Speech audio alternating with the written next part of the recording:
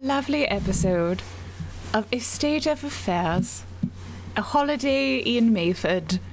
I don't know why I've suddenly become so old. Yeah. Hello everybody and welcome. It's lovely to have you here joining us today for another episode of A State of Affairs, but this time it's our holiday special. If you didn't watch the previous few episodes of A State of Affairs, don't worry. There's plenty more scandal where that came from. I say because we've spent the last 45 minutes discussing various terrible things that can be going on in all of these characters' lives. But for those who do not know, A State of Affairs is a Jane Austen-inspired RPG. It is based on the game A Good Society, which is a whole system designed for you to live out your Regency fantasies and tell emotionally rich stories of scandal and other silly things. And yes, I think that's basically an excellent summary of the game. You're all watching Tablestory, and it's lovely to have all of you here. If you are able to do so and would like to support this channel, we definitely appreciate it. There is a Tablestory Patreon, as well as a Discord that you can join, and all sorts of good stuff. You can check out various links down in the description below. And with that, let's go ahead and introduce our lovely cast of characters that will be playing with us today. Bonsai will be joining us next week, but don't worry, I'm sure her character will make a suitably dramatic entrance. I believe she is doing a charity stream today, so perhaps have that on in the background and or skitter off in that direction when we are finished with our lovely story. So yes, let us begin with, I'll start with just below me, Lady Florence Ashby, as played by Luxy Games. Who are you? Tell us about yourself. Which one? Am I explaining Lady Florence Ashby or myself? I'm having just a crisis. Yourself. Okay, just yourself, and then I'll introduce how the game works, and then we'll kind of do like a little scene for each of us to introduce our characters. A little vignette. Perfect. I can't wait to also be reunited with Lady Florence Ashby, because who is she? I can't seem to remember. Hi, I'm Luxy Games. I'm a variety streamer on Twitch and a tabletop role player and a host. So if you like any of that stuff, I'm also a really big troublemaker. I mean, I just want to be upfront with you. I don't want to lie. Again, I told you to describe yourself and not... I was like, am I doing the wrong thing? It's just no surprise at all that Lady Florence Ashby is me with nicer clothes. Nice to be here. I'm very excited. I know that most of the cast knows this, but actually maybe Trooper doesn't, but I was doing Witchcraft and Wizardry, and Whack was like, yeah, so A State of Affairs, and I had no idea. I hadn't read the messages, and I was like, A State of Affairs is coming back. We're gonna play more? And he was like, yeah, you should probably go read those messages. And I was like, anyways, I'm very excited to be here. Thank you for having me. And let's, Murgles. Oh, hello. Hi. Who are you? I'm Murgles. Who am I? Good question. I am also in Witchcraft and Wizardry. I stream on Twitch. I'm an animator and storyboard artist, and I'm so excited to be here playing Edward Pembroke. I can't wait. It's gonna be awesome. Yup. And Trooper. I am Trooper SJP, and hi. Okay, so I'm so excited to be here. This is, some time ago in the past, we once said that there would be a Christmas special, and it seemed as if we were perhaps just saying such things in jest, but we were not. For here we are, for the holidays, all of us together. And I'm very excited. I'm Trooper SJP. I'm a streamer here. I like to play all of the games, and you can find me in many places. I suppose that's that. But I'm playing Lord Cuthbert Ashby, who is the younger Ashby sibling out of all of the 2 Ashby siblings that we know of. I don't know. Who knows what kind of scandal is going to happen? Nobody knows. I like to think of Cuthbert as like an Oscar Wilde in a Lord Byron's mashup. That's all I'm going to say. I'm just going to say that I'm super excited to be here. I am also in witchcraft and wizardry, but nobody told me, so it's been super awkward. I'm just like missing like the last. Wait, which character are you playing, Trooper? Could you explain which character you're playing? So you know the one that has the magic that goes a little bit funny though? That one? Yeah. Okay, good. Yeah. No, I'll look out for you next time I'm there. Yeah, the one that's over on the left, right in the group That's photo. always half in frame. How can we? That's Trooper. And also totally dressed in like normal plain clothes. Yes. No. I Is think this the he's Mandalorian? Like he's Jane Austen. It's just Trooper. Like full Jane Austen wear, just standing in the back. Drinking? Yes. I'm too old for this shit. Hi, everybody. I'm Random Tuesday. I am delighted to be here to facilitate another 3-episode story. In my day job, I make magic for a living. Literally, I work for Wizards of the Coast as a producer on Magic the Gathering. And that's exciting. I have so many magic cards in my house. But otherwise, I also stream and I make cosplay, and I like to tell stories about terrible people and their big feelings. So let's dive into how this system works. A very quick overview. You will notice at no point are we going to roll any dice. Because this is a diceless system, but that does not mean it doesn't have mechanics. Essentially, it's sort of intended to emulate the idea of a novel. So we will move through various cycles. We'll have a novel phase, which will be kind of very familiar to you in the sort of sense of individual scenes with different characters. Then we have rumors and scandal. Characters have reputation, which if they have positive reputation, that can give them good benefits. If they have a negative reputation, then that can make things a little difficult for them. And then there's a letter writing phase because it's the past and people used to do that. And when characters want to have something happen, one of the things that they will do is they will say, well, I'd like this to happen, and they will offer up a resolve token. If it is a thing that is going to, say, negatively impact the other character or other characters that it might happen to. Like, so for example, if Florence wanted Cuthbert to show up unfashionably late. I mean, he will always show up fashionably late, but unfashionably late to some sort of party, she might say, I'd like you to show up unfashionably late and offer up a resolve token, and Trooper can choose as Cuthbert to accept that resolve token, and then he gets to have it, or to deny it and to have the story proceed in the manner he was going to have it proceed in. And sometimes there's a bit of a negotiation, maybe a bit of a back and forth, like, yes, I'll do this, but also this happens instead. So resolve tokens are kind of their way of influencing the story, and the Facilitator has them, side characters have them.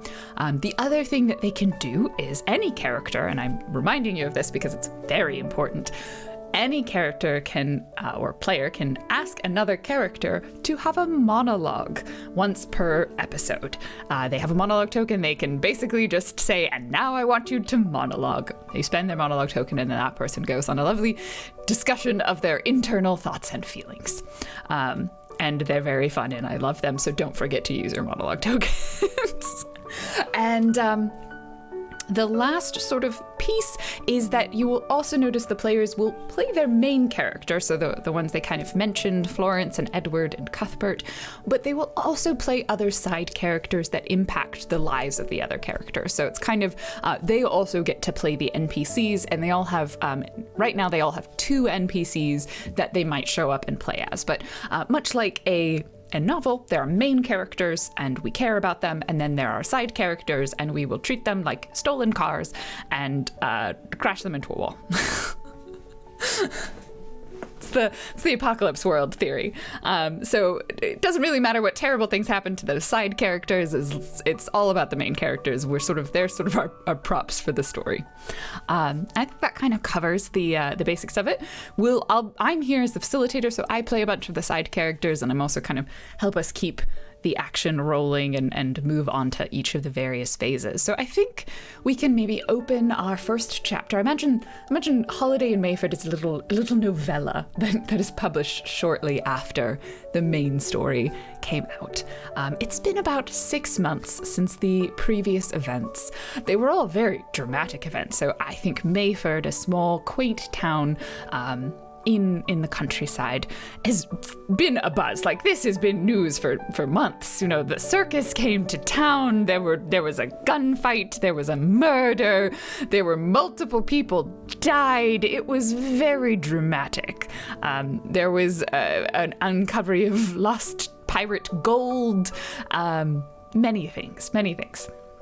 So the town, perhaps the gossip has died down a little bit as they are preparing for the holiday season. And every year in Mayford, there's a winter pageant that is put on. They tell the same story every year. It is a holiday song. It is, the story of a rich person who discovers that maybe they should be nice to poor people. And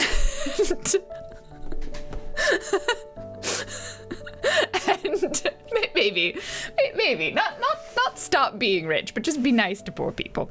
And it is always up to the Ashby estate to host this lovely pageant. And normally the eldest of the Ashbys also plays the lead role. Dr. Grouch is what we've decided. Dr. Grouch, the lead in this pageant, and all of the children participate, and there is singing, and it's poorly coordinated. And we can perhaps start with a cozy evening in early December in Mayford with Edward and or Florence. You're somewhere around the estate, and Cuthbert is going to be arriving soon. He did wait. Cuthbert, did you send a letter saying you were going to be coming to visit?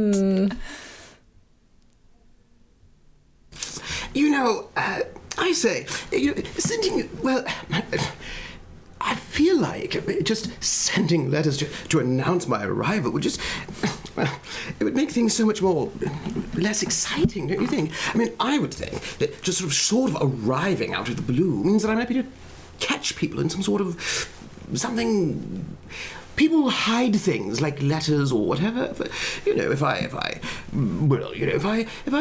announce my arrival, if I don't announce my arrival, I might be able to find some sort of scandalous things happening, and then perhaps things might happen. So no. I don't, but I do have. I didn't think so, mini really. Trunks. When I thought about it. Sorry, what did you say? I have mini trunks, though. I brought lots of things, exciting things. Also, absinthe. Do your trunks arrive before you're at the same time? I think they arrive. I imagine they arrive at the same time, but I don't want to lift anything. So there's a bit of a problem getting them moved because I actually brought far too much. Because you can just. You never know how long you're going to be there for. No, it's only a brief trip. But I imagine there's so much that's arriving with just not you have a change of clothes, it's a valise. No, it's I think this is my favorite part, though, because I assume Gregory is coming with you. Oh, yes. So Gregory has a bag. Yes. And then you have 20 trunks. Yes, that's exactly right. It's 20 trunks. All right, so we'll backtrack a little bit. A cozy evening in Mayford at the estate. Where do we find Florence and Edward first? And then you might get interrupted. I was thinking perhaps we are by a nice warm fire, enjoying a calm, reserved evening with a warm cup of tea. Perhaps we're gently holding hands, discussing Darling, our future. Yes, it's exactly as I imagined. It's so peaceful at the estate. I can almost hear the tinkling of the snow hitting the ground outside. Edward, isn't it just what a lovely evening it is here? Beautiful, quiet, just how I like it. Perhaps even sleeping dogs at our feet. Oh, it's so warm, and the fire crackling. Oh, I'm just so excited for the Christmas season. It is strange, Edward, that we haven't heard from my brother Cuthbert, isn't it? It's incredibly strange, and also, I must admit, enjoyed the relative peace we've experienced for the last few months. However, I'm curious as to why we haven't isn't heard it? him. Yes, it is. It's a bit like missing the Christmas spirit. Or It's an like a elf. mulled wine without any of the spice. Or the alcohol. Yes. I would say Cuthbert may be the alcohol in the mulled wine. Why not both? That's spice true, the and spice and the alcohol. yes. So what is Without mulled yes, wine without it? Us, Cuthbert, Warm Edward. grape juice. Yes. It's actually I consider the an warm empty grape glass, juice to perhaps. Cuthbert's alcohol and spice, Edward. Yes. Well, somebody's got to form the basis for this beautiful family we're starting. Yes. Oh, yes. With the wedding, you mean, once we're married? Of course. I mean, I was thinking, Edward, that why must we wait so long to get married? What if we just got married sooner? I mean, I just love you so much. I'm so tired of waiting. But darling, wasn't there some nonsense about napkins and that they took a year to be sewn? They do. Well, they're perfect lace napkins, Edward. Are you questioning my taste in napkins? No, absolutely. We've gone over not. this, I Edward. just The mean- lace is handcrafted in the north of England, and it must be traveled down delicately by horseback. And it's a gentle. Did they- anyways, Did they make it faster? I mean, They did. Oh, they did. Actually, all of a sudden, it's ready, and I got it delivered yesterday while you were out on horseback. Are you suggesting we move our wedding up? Well, we have the napkins, Edward. Pardon me, exactly- I would like to spend a resolve token. Oh. I feel like those napkins have not arrived. I feel like they have. I don't even know if that's the thing you need to send, but I feel like Lexi needs I to feel that was spend a resolve implied. token to make them arrive. Fair enough. I'm just saying. I just think that those napkins have just not arrived. I'm They just haven't even saying. started working on them. The poor cottage. The napkins don't even Lace exist makers. yet. There are no napkins. napkins? The napkins are a lie. Yes. The napkins are a lie. All right. Well, darling, if you would like to get married sooner, of course, I'm And right at absolutely that thrilled. moment, As we're as leaning in, Edward getting is, intimate. yes, Florence is about to hear exactly what to hear. There's a knock on the door. There's, it's Gerald. He says, excuse me, we need to offer some assistance, ma'am, to your brother. He's outside with 40 trunks. Edward, did we speak my brother into existence? Did you get a I letter? believe we did. I didn't get a letter. Did you get a we letter? didn't He's get a your letter. brother. Would he send a letter, Edward? Well, let's go carry his trunks in, shall we? Let me get the alcohol. Oh, perfect. Thank you. Oh, don't worry, he has a trunk of absinthe. Absinthe. Well, I have a Absolutely lot of not. it. He doesn't. I'm not going to had get the rest of absinthe the since I was in servants. Prussia. All right. I shall help. Florence, please sit here. It's fine. I'll go help him. I'll stay by the fire then. Fine. And I gentlemanly march out to assist in carrying the bags. I think that there's a bit of a to do because I just refuse to allow our butler to carry anything. And I'm like, no, Papa, you shan't carry anything at all. Well, if you won't carry them and I No, can't I carry won't, of them, course, who's going no. to bring them inside? Well, I don't. That's the problem, isn't it? What should we do? I mean, there are 27. At this point, we just see Gregory. Gregory, I will point out, is very fit. He's and red hair, Scottish ruggedness to him. He's just carrying them. He's just like just a trunk and a trunk, just walking them inside. He's In the background of this whole conversation. He's super buff. No, I think there should be some sort of. Do we have someone? William. William. Who is the name of the servant? We all forgot, and I didn't write it down. Is it Papa. Papa William. William? William. William's definitely Yes. right. It's I'm William so sorry we Gerald. called him Gerald. Because then he'd be Gerald Butler, right? Which would be amazing. His name so long he changed his name. He was like, William was my butler name.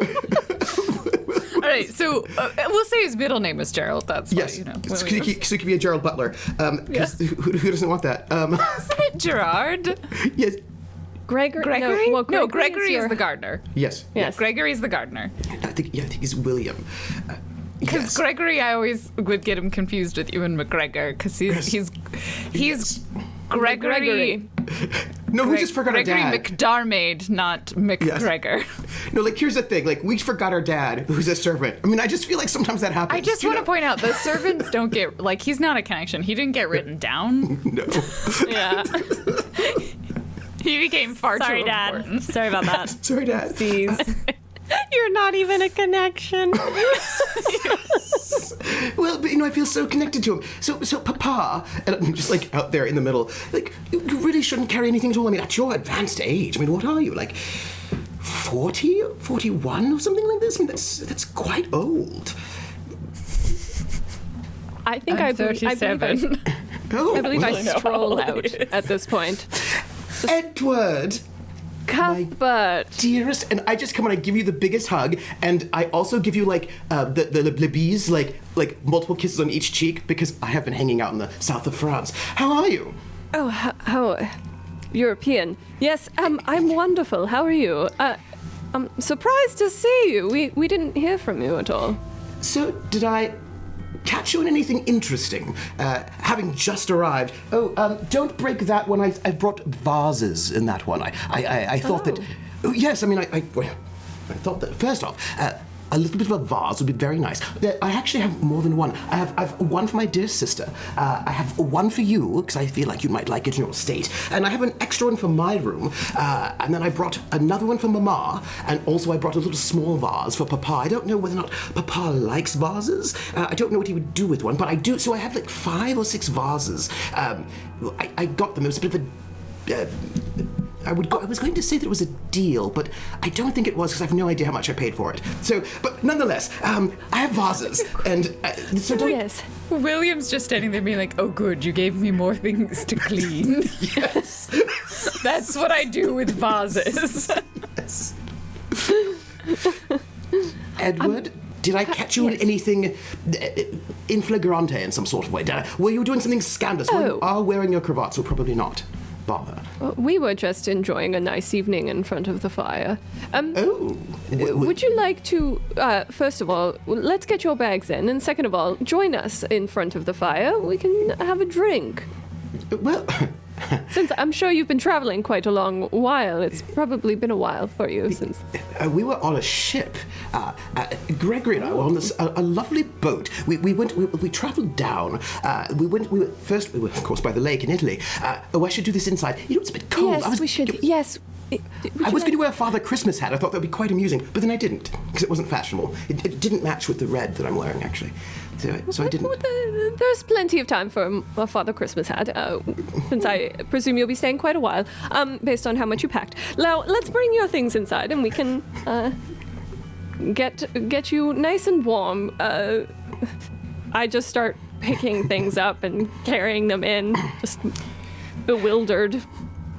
Seeing that he's picking things up, I just go and like get the other end of the trunk so that it's like a 2-person carry, our little steamer trunks, and some of them are quite heavy, but there are a lot of changes of clothing. Yes. You need an outfit for every possible occasion, and at least one trunk is probably full of like potential costumes, because you know about a holiday song. I'm sorry, I don't remember anything about that, but if I did have 2 or 3 or 4 trunks of costumes, I mean, that would be just a sort of an accident. I'm sure it would have just... Because, I mean, I am not going to be in the pageant, of course, technically. No. Well, you couldn't possibly go anywhere without your trunk of costumes, just Yes. in case. Yes, I mean... Emergency theatrical productions can happen at any time. And I don't know, I mean, for all I know, my dearest sister just doesn't want to be the lead in the pageant this year. I mean, I realize that... every year... Maybe she's just not feeling up to it. Maybe she's not. No, every year it's been our mama has done it, and I feel like our mama not being well enough to be in the show, then it's, perhaps, I don't know, perhaps my sister's just not, doesn't... I don't want to talk about it. Just sort of like... Yes. Cuthbert? Yes. Would you like to come inside? Oh, Are you yes. just going to stand out there in the cold? Well, Gregory, would you like to come inside as well? Oh, thank you. Yes, that's very nice. Yes, Is yes. there anything I can get for you, Gregory? Scotch. Yes. Yes. It's been a long trip. Immediately, yes, of course. William, could I Gregory's just inquire? like, how the fuck do I love him? There are many reasons. I would tell you later, somewhat in private.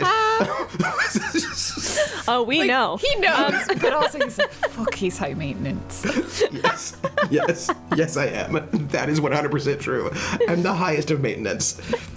William, could you be wonderful and open up scotch and also, I believe, 4 bottles of champagne and 1 Merlot and 1 Sauvignon Blanc.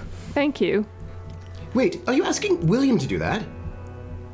Isn't William just no longer a butler? Isn't she just? Is it Papa? Just have someone else do Well, it. you see, Why do I feel like William refused to give up his job? Yeah, he was like, nah. William did that thing that many people do where he retired and then he was like, and now I'm bored. So he just sort of Just give me something to micromanages do. the rest Yes. of the staff. Yeah. He's like, look, I won't be the one uncorking these, but you see, I don't think the staff yet understand the proper intricacies of champagne Pouring a uncorking, good- so yes. I'm just going to go I'll be back. Okay. Yeah, so that should do. 4 champagne bottles for Cuthbert and 2 bottles of wine for Cuthbert and 1 scotch for Gregory. All right. And I just sort of start... Wait. I'm so sorry.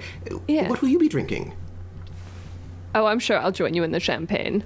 All right, because I do understand the 2 bottles of champagne for me and two bottles of wine for me. That makes sense. I mean, I do think it's a little bit light, but I did just arrive. But Naturally.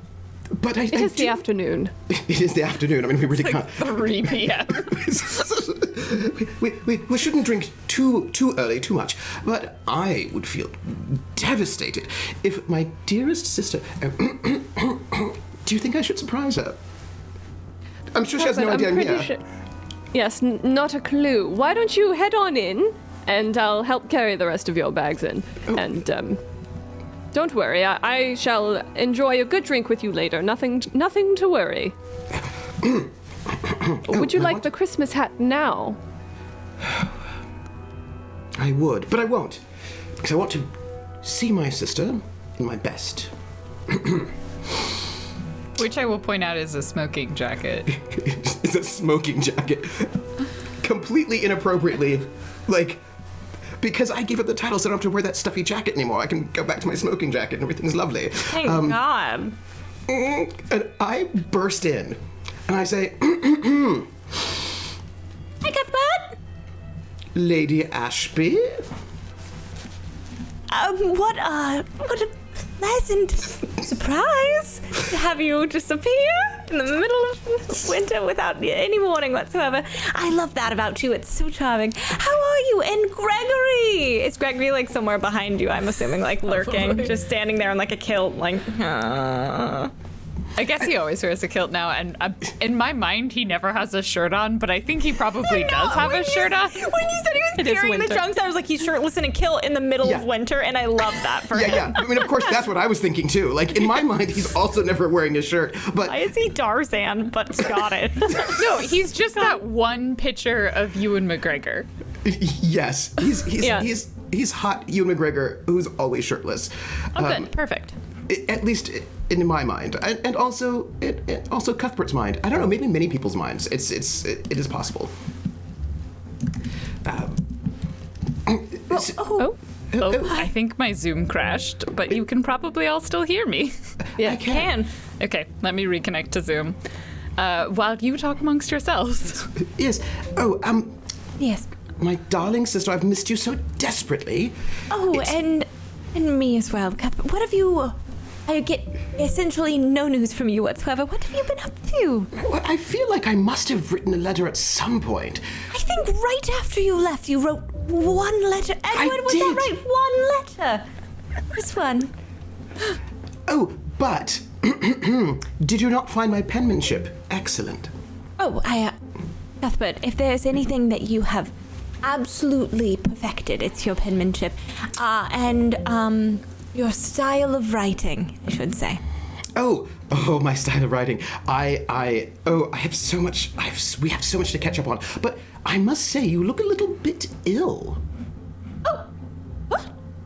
Ill? You do. You look a little bit off. Am I? Well, I've been sitting by the fire for. No, I'm. You know, I've only been here for like 3 moments, and I'm quite concerned about your health, I must say. Is Edward in the room, perchance, or is Edward gone? Am I alone with Cuthbert? Yes, I am currently hoofing all of Cuthbert's suitcases into the front hallway. My dream. Good, I'm alone with my insulting And brother. Gregory's Gregory's there helping, still? probably. Yeah. Okay, 'Cause perfect. there's like Gregory and I are- 28 steamer trunks. Just Okay, great. The number is going to change every time. It will. But you look like perhaps you've been at sea for so long, but Gregory is the picture of health. Oh, it is true. He is actually quite healthy. He just takes his shirt off and we see him like walking past in the background because he's like, oh, it's bloody warm in here. Because it's always too hot. Just the picture, Cuthbert, of health. He is. He's got so much stamina. But let me say, I have to just to go back to your terribly ill health. You seem to be catching something even worse. I have an idea. Would you say that perhaps it's my old age, Cuthbert? No, not at all. Because if you're old, what are you now? Like 23, 24? I mean, it's. Nearly my 24th birthday. Thank you for the gentle reminder, Cuthbert. But if you're old, then I'm old. However, I do think that because of your ill health, that I think it's very clear and obvious that you have, you should be restful. You should rest. And I think because I'm here, I've come to save you. I don't know if I've told you this, but I've been having lovely soirees with a mentalist a spiritualist who can sort of see beyond into the great beyond. And I had she had a vision. There was a vision about your terrible ill health, which caused me to travel all this way through, by the way, the south of France and then the Riviera. That was very lovely. It was quite a long trip. Anyway, we took side, but anyways, came in and rushed because I feel like I'm here to protect you and save you and relieve you of your most important duty that you have over the Cuthbert, what do you winter. want? Just spit it out. Don't you think that I know the tradition is that the oldest Ashby is the lead in our winter pageant. Cuthbert, are you here insulting my health because you want to be the lead in the Christmas play? I do want to be the lead in the Christmas play. I mean, you know, when we were children, you always Just say, I want to be the lead in the Christmas play, and not you look deathly ill, terrible, you smell, you've been sitting by the fire too long, Well- you're practically dead. Do you Well, think don't maybe we could have started with, I want to be in the Christmas play, Cuthbert? So, dearest sister, can I Yes. be the lead in the Christmas play? It's so much better, Cuthbert. Thank you. I'm just going to grab his hands and just thank you so much. It's so much better. My heart just can't take your shenanigans. Of course. Yeah, sure. Of course. Go ahead and be the lead in the Christmas play. It's all yours. If you want to do it, it's yours. Really? I'll work on costumes or something. Yeah, of course. I am not really an actress. You know, it's not really my thing. I'll do something backstage. Well, do you think Mama is going to try to get herself out of her deathbed yet again? How many times has she been dying, anyway? I mean, It's rather insulting for you to say Mama's been getting herself in a deathbed when she's just old and frail, Cuthbert. She's her she's mother. what, 39, 40? I mean, she's so old. Ancient, yes. I'll definitely not say that to her face. Is it Edward? Yes, darling? Oh, darling. Yes. Oh, we were just talking about the drinks you're bringing. And you're bringing Oh, drinks yes. in for Cuthbert, aren't you? Yes. Gregory, Definitely. he's shirtless, carrying the trunks back there. Oh, well, Quite yes, intimidating. He's the thing about Gregory is that he actually has a very high core body temperature, and so he's just always just taking off his shirt. Yes, that makes sense. And it's snowing outside, and he's in. Is that a skirt? No, it's a It must be kilt. the Scottish disposition, you know. Yes. Yes. So hot-blooded. Oh, yes. Charming. Darling, whatever do you mean? Florence, you're not going to take this from me, are you? Please. What is she taking from you, Christmas play Cuthbert? from you. Yes, I I feel like. already said you could be in the Christmas play.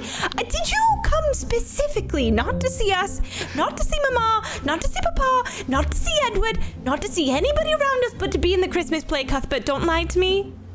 Don't lie to me. Darling, you know what his answer is. It's a bit I'm amusing ashamed, that but you're even I'm asking. A little surprised. All right, well, pleasant to see you, Cuthbert. I'm going to excuse myself for a moment and scream into the snow. I'll be right back. Wait, After we darling. go outside, I'm going to take a quick lap around the house. When she goes back, Edward, you have to know this is very important. When we were children, I wanted to be the lead child in the show. Every year. And she was always the lead child in the show, every year. And she always said that she wasn't going to be the lead child, she was never going to do it, blah, blah, blah, blah, blah. And then she always was. And then she sang so beautifully, and she was always so good, and I was never the lead in the show. And I feel like... Edward, please. I just want to be the lead in the show one time. Yes, Cuthbert, it seems to me as though she said that she was completely fine with that. Are you insinuating that my dearest betrothed is fibbing? Fibbing? Well, yes, but I'll just say that I'm not implying that because that would be, I don't know, scandalous or whatever. What I'm saying is that she never wants to do the show, ever, ever, ever. When we were 13 years old, I thought... I just hand him a drink. Ooh, thank you. That's lovely. I'm just saying, when we were 13, she was away, and I thought that finally I'd be able to be the Ashby child. You know, the little one that has like the sad one that Dr. Grouch has to go and like learn from in the stories, and it's all very heartwarming. And I could do such a very good Cockney urchin. I know I could. Uses crutches and Yes, has a little crutch and everything, and I think he's called like a wee Tommy. Yeah, like wee Tommy, I think his name was. Or anyway, but then she came home early from being away, and then she was wee Tommy yet again, and she's always wee Tommy, and I want to be wee Tommy.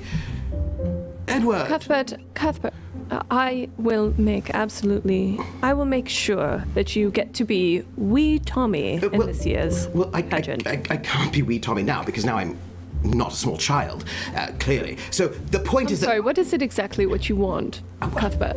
I don't really understand. Do you want to be wee Tommy? No, I wanted to be wee Tommy when we were children. But now that I'm an adult... all right, and so I don't... You know how the oldest Ashby is always the lead, the one who gets learns the lessons, you know, with Dr. Grouch and all that. Well, that has never been me, and it has always been Mama. But now Mama cannot do it because she's upstairs, whatever she's doing, I don't know. And I know that I know that she's going to take it. So you want to be Dr. Grouch? Yes, please. All right, well, I'll see what I can do, Cuthbert. I'm pretty sure she already said you could be Dr. Grouch, but if anything comes up and she has any conniving Dr. Grouch fantasies, then I will make sure to cut them short. Would you really? Yes, of For course. me? Yes. I feel no which way, either way about it. I have to be completely honest. You know, there's a reason why you are my most favorite almost brother-in-law. Oh, yes. By the way, when are you two getting married? It seems so slow. Are you dilly-dallying? Shouldn't you be marrying my sister like last week? Surely not. Wait, surely have you not. already married her? Dallying. Oh my goodness. You've already married her, haven't you? It's been some sort of secret wedding. You haven't told me about it. No, not at all, not at all. We were planning for next year because of the napkins, but it seems that the napkins are already done, and so it might be coming up sooner. I'm sorry. Yes, don't you understand, Cuthbert? When a lady wants napkins... Did you just say the napkins were already done? Yes, she told me just a mere moment ago that the lace napkins have been... I'm so sorry. produced. These are lace napkins, and you said they're already done. Are they... Yes, how long does it take to make a lace napkin? Oh my, Edward. First off, I imagine these are like double diminutive, double damask lace napkins. I imagine they're from the north of England. So, no, they're not done. It's a doily. It's a rather Edward. simple doily, and apparently it takes 17 years. I feel like in this moment, like right behind Cuthbert, is Gregory just looking at you, Edward, being like, I really can't believe that you're implying that a double damask. Edward, you have so much to learn. What I'm going to tell you is this. No, you have, I don't know, I imagine in my mind the small blonde orphan urchins who are making these by hand, by candlelight. Probably not. They're probably old people who are like, I don't know, 29 or something. But the point is, it takes quite some time for these things to be made. Unless you've been planning this marriage without my knowledge for years, there's no way enough napkins to fill the Ashby estate with specially made... Oh, Edward, you're going to be a terrible husband if you do. You need to get on this. She will never love you if you don't fix this. Oh my god. Yes. Cuthbert, I don't understand. What you will help me with what?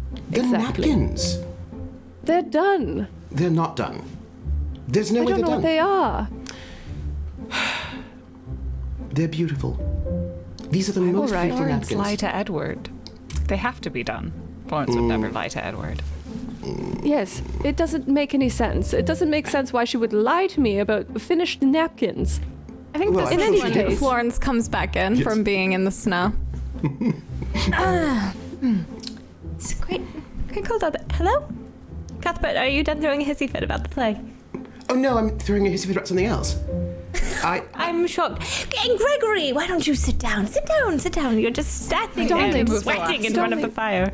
Last of the question. trunks are in the room, and he just sits down and just takes the entire scotch in one. That's very nice, thank you. And I pull my chair scandalously close to Gregory because we've been in Italy, and so I really just don't care. And I just pull my chair just super close to his, abutting, and I just put my arm in his arm, and I just put my and I put my head on his shoulder. And I just cuddle up with him right in front of the fryer. You two are sitting, I suppose, a couple of feet apart in your Separate, chairs. sturdy armchairs, Yes. at least 3 feet apart. Maybe your hands can meet. Oh yeah, we're reached across, gently touching. Don't you two just look so... They look so cozy, don't they, Edward? Very cozy, yes. All right, Darling, what exactly did you say these napkins were made of? What? Why are we talking about napkins when my brother has just taken a trip all the way from wherever? Where were you, Cuthbert? Well, where weren't we? It was. So it has been 6 months since we were last here, and in those 6 months, well, first off, we went to Scotland. That was amazing. Do you know how amazing Scotland is? Is it It's very amazing. warm? Edward, do you have a piece of paper No, it's so I can colder than take here. notes? I feel like I'm going to need this for later for some reason. Oh, well, we were in Scotland for a while. That was lovely. It's so picturesque there. It's so quaint. So sorry. Gregory showed me where he grew up. Oh, that's darling. Where did you grow up, Gregory? He names a place in Scotland. Just and outside Glasgow. Is it in the country? Were you in a small town? It was just a small town. My parents owned a farm out there. That's how I learned about gardening. And then we moved The out country here. is Well, I did. lovely. Yes. The country is lovely. and Wanted How to get long out were of you the small there, town, Cuthbert? find different people. But I got to meet his parents. That was a moment. Oh, it was. I Did it feel go like, well? Well, Hey, Cuthbert, quickly, Cuthbert, do this, Cuthbert. all right. What? Perfect, and hum very loudly, Cuthbert. All right. What happened? Did he embarrass you? I don't know if he embarrassed me so much as my parents and him. There was a fight. They threw potatoes and then some carrots and then a bottle of scotch. It was quite dramatic. You should ask him about his new scar. Oh, okay. Cuthbert! Yes. Have a scar! Oh, now. I do. Oh, it's so dashing. Can I tell you, his parents are the best parents I've ever met in my entire life. I mean, of course, not. Wait, not, and not, William not is standing very Yes. close by. Yes, he is. Not you, Papa. They're so alive. Do you know what I mean? They're so just so alive. They throw things. They gave me a present of scotch. Charming, right, Edwin? It was The so- ideal parent for me as well. Yes. Yes. They were lovely. Anyway, I hope we can go back and see them sometime soon. And perhaps I'll get some of the sort of scar. Oh, well, perhaps... Where's the scar? Oh, I'll show you later. Or not. It's just right here. okay. I'd have to sort of disrobe so you could see my shoulder, which would be so scandalous. But That's not. actually, I don't care. It's fine. No, Captain, please. Just one back then. Nonetheless, then after Scotland, we didn't go to America, though we wanted to, because we got a letter from the circus, Scarlett. She's so lovely. But then we travelled all the way around, went to Spain. That was wonderful. Portugal. I'm so sorry. Did you just say you're still in contact with Scarlett? Yes, of course. She's kicky, isn't she? Kiki is a very that's a accurate word that description, I I would say, since she does so much can kicking. Oh, Right, Edward. Legs always in the air. I have to tell you, she has so many amazing stories. Anyway, then there was the French Riviera. There was a bit of gambling there. That was French. And we've ended it back up in Italy and back at a little place by the lake. And it was, it's been very lovely. But, I just had to be here because it's the Christmas. It's the holidays. And so we're back. Of course, for the holidays, and the holidays alone, and nothing to do with the play whatsoever, Cuthbert. I love that. I actually am just going to excuse myself for another moment and take another calming nap outside. Darling, you're leaving? Yes. Oh, Edward, you'll be fine. I'll bring you a snack. I'll see make you it a soon. scotch. Yes, Perfect, I'll of take course. her. Yes. Yes. So, and I'm just still curled up with Gregory. How very French. More Italian. Italian. Or French. Continental. Fritalian. There's a new dance. You should learn it. A dance. I know you don't like dancing, yes. I do All not right. dance. I disentangle myself from Gregor for a moment. All right, listen. It's just the rage. I'm going to say it, and I know you're going to find it too scandalous to speak. Too scandalous for words. That's why you should learn how to do it. And you should teach my sister. Well, I'll teach my sister because I can do the follow quite well. Listen, it's called the waltz. But That sounds very inappropriate. I have to be honest. listen, they do this thing. Stand up. Stand up. Oh dear God. Yes. All right. All right. And then I approach Edward and I put my arm around his waist.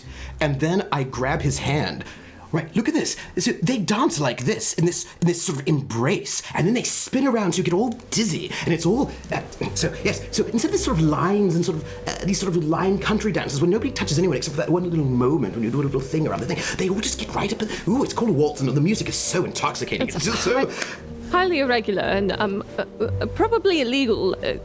Oh, well, My certainly not goodness. illegal in the continent. So I'm going to propose that when we have our ball, we're having a ball, aren't we? You've started planning, right? Of the ball that's connected to the pageant? I must tell you, I believe Florence would probably be more abreast to that information. Well, I have brought sheet music, so I think we should certainly have some waltzes, so we can have some... Oh, this is going to be such a wonderful holidays. We've invited everyone, haven't we? Everyone's going to be here. Everyone. Right? Everyone? Yes, Oh, sure. this is going to be so good. Isn't it a bit like watching two people consummate their marriage in front of you? Yes, it is. It is very much like that. Sounds horrifying. Inappropriate. Why? I'm so excited to introduce the waltz to Mayford. I just don't even know. I don't know if Mayford will survive. I have It won't. So many good ideas. Oh. Well, that's all right. I suspect we won't really be in Mayford for very much longer anyway. Is Mayford going somewhere? No, but I have quite a gift in line for your sister. Do not tell her. Do not tell her. God, but very I good at actually keeping should not have told you. Wait, I just what- realized that. No, what is the just now. secret? Take out a small little notepad. And so what is it? Well, Oh, so put the notepad away. I just remember. So what's the present? I believe I'm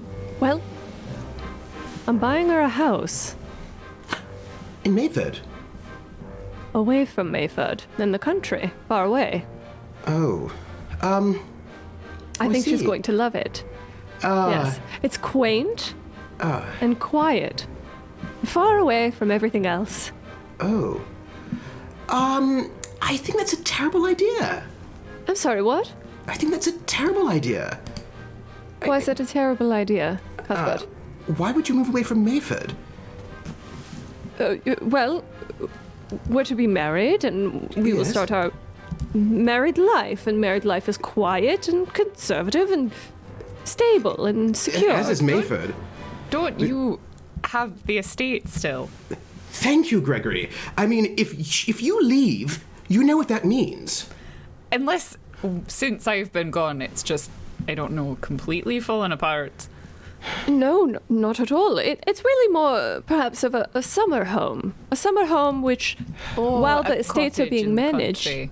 Yes, exactly. A cottage in the country, which That I does sound suspect quite we will... quaint. Yeah. Not Trooper. Cuthbert would probably perish in such a circumstance, but Florence would. seems like she'd quite enjoy it. I think so too. I think Florence would really like to get away, you know? Right. Every now and again, especially now that she is the... I'm sorry, Cuthbert, head Ashby. It's a lot of responsibility, and I'm sure Yes, she'd and that's why like you to. can't just move off somewhere, because if you move off, then she's not the head Ashby. You know what that means? Well, we're not going to permanently move. Good. Like I said, a summer home, summer cottage. All right. As for long as 8 it's just a months of summer the year. cottage. Yes. All right, then. And then, you know, depending many years down the line when we have a family, the children Here will in probably Mayford? like to be there. No. Listen, Edward. My dearest, almost brother-in-law, whom I love so very desperately, there's a bit of a thing, right? There has to be an Ashby in the estate who's going to take over and run this town that is so small and so full of mud and boring people, and that is not me. That is you two. So this idea of you running off somewhere quaint, that's what I do. I run off somewhere quaint, but that quaint place usually has involved very exciting people and a lot of alcohol. Much more exciting to people than here. So you cannot go and just run off. That's very irresponsible Cuthbert. of you. Cuthbert, I've already bought the house. What am I supposed to do now? You just visit the house. You don't retire there. You just have to But retiring does sound so nice. retire here. Just here. There's so many. Do you know how many social obligations are with boring people here? It's perfect for you. Look at how big it is. It's so loud and big and empty. Oh, well, I'm going to talk to my sister about this. I hope there's no sort of secret. No, you don't. You cannot tell your sister about this. You cannot speak Right, to her about it. It is a secret. surprise. Yes, it is I a forgot, wedding surprise. surprise. Wedding surprise, I forgot, yes. Well, anyway, I'm not going to worry about this for at least 2 more years. If you're getting double damask lace handmade napkins, it'll be at least another Cuthbert, year. I told you, they're done. And I don't know when we're getting married. Well. I think she wanted to speed it up a little bit, which is very strange. She was very dead set on these napkins and things, and then just before Florence you is back. arrived. Oh, look, here she is. Like she's Oh, hello, summoned by dear. the napkin. I kind of elbow Cuthbert to be like, shh, keep it. And I'm like, and I don't even know why I'm being elbowed right now. I'm like, Hello, dear. You're all acting rather strange. What's I'm happening? actually not quite certain what's going on. Oh, when are you ever, Cuthbert? Well, I won't tell that story because that's Good. Yes, that's let's a keep that bit story to continental. ourselves. Yes. Yes, that's not. I was just thinking, after your long, perilous journey across the sea, perhaps you would like an early night to retire and relax. Gregory is just absolutely sweating over there. Gregory, are you all right? It's very warm in here. I think it's Central freezing in here. heating or something. It's like, what is this? Gregory, I do hope that whoever moved the trunks moved all of them, including Gregory's bag, into my wing. Well, of the considering estate. I carried my own bag, yes. Good. Oh, are you planning on staying in the exact same room? Of course. Well, I wouldn't want to impose by making you prepare another room for another Exactly. guest. Oh, what a... Not in our giant estate with 800 rooms. That would be... What a perilous idea that would be. We have all these rooms made up. Why would you ever stay in one of the other ones? Exactly. And you could just share one bed. Edward, Yes. why would they share 2 rooms if they could share one bed? I'm just so I'm sorry, what is that? What's happening? No, they must certainly sleep in separate rooms. Oh, no. No, that would be just so wasteful. Listen here, Cuthbert. Yes, this is not France or Italy or perhaps the Maldives or wherever. Oh, the Maldives are lovely. You recently... Have you been? No. Listen, this is England, and we sleep in separate rooms here. Interesting.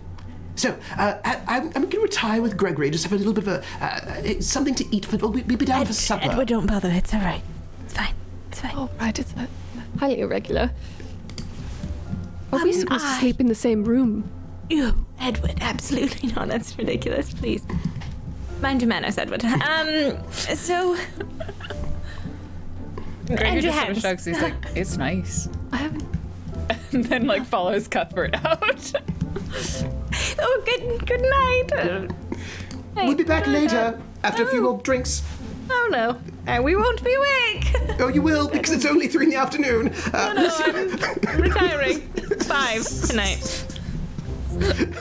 Darling. Yes, Edward. Now that they're gone, you were just telling me about, you wanted to change the date of the wedding. I just... Do you not, want to get married sooner? Would you like to wait longer? Perhaps you're unsure, Edward. No, I would be married yesterday. I just thought it was... made you happier to wait. If you don't want to wait, we can do it as soon as possible.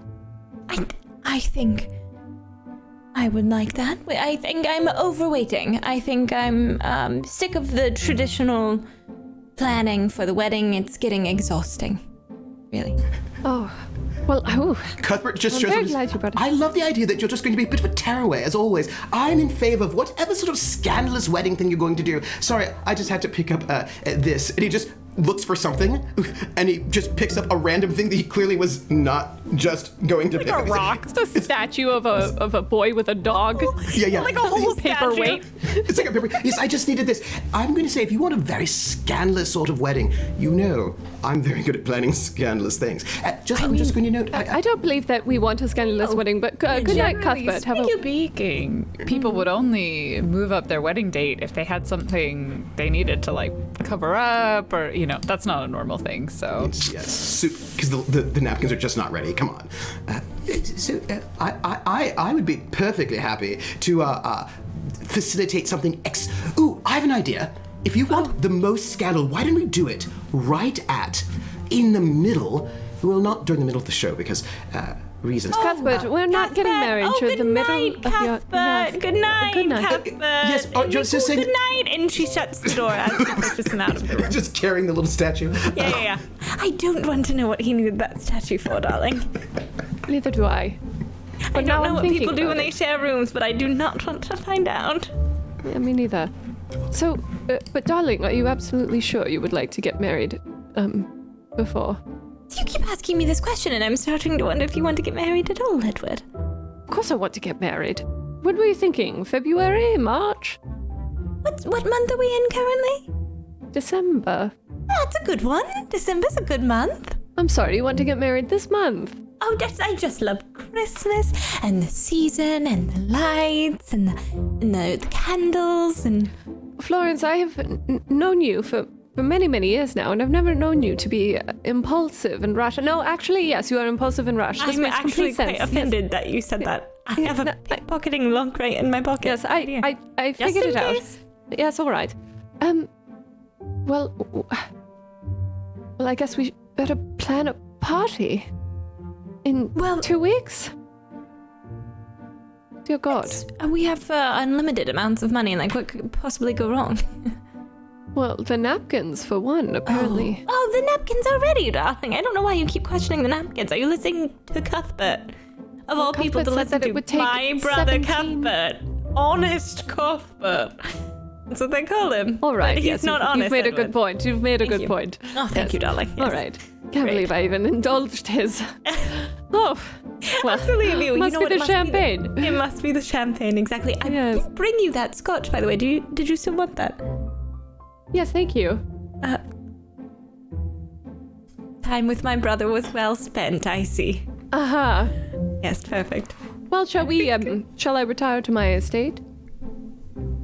God, do you not even stay here at the Ashby's? You stay at your house. You ride home I'm pretty every sure. night? Yeah, I'm pretty sure we're not married yet. I can't be that would be too spending the night scandalous. here. Why not stay here? I run home. Yeah.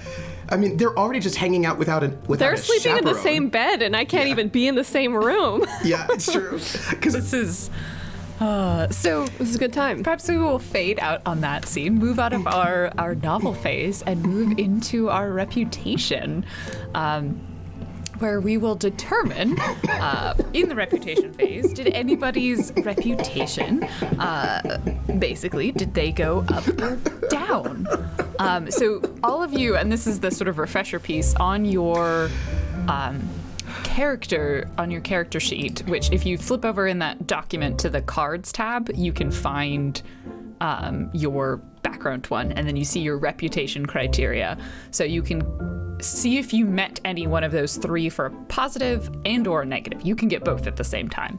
And if you didn't, that's okay. It's pretty early on in the story. But for example, for Florence or for Cuthbert, it might be you could gain a positive tag if you acted in service of duty or morality in a way that compromised your desires, acted in obedience to society's conventions despite considerable hardship doing so, or made a sacrifice or denied your desires to uphold the superiority of your rank. I think Florence has acted she's acted negatively, but not in like an actual like she was rude. She just she's compromising her duty for desires to so get you married think more quickly. You gained a negative tag. Yes. Okay. What do you think is the negative tag? Impatient, perhaps? Yeah. Oh, that's a very.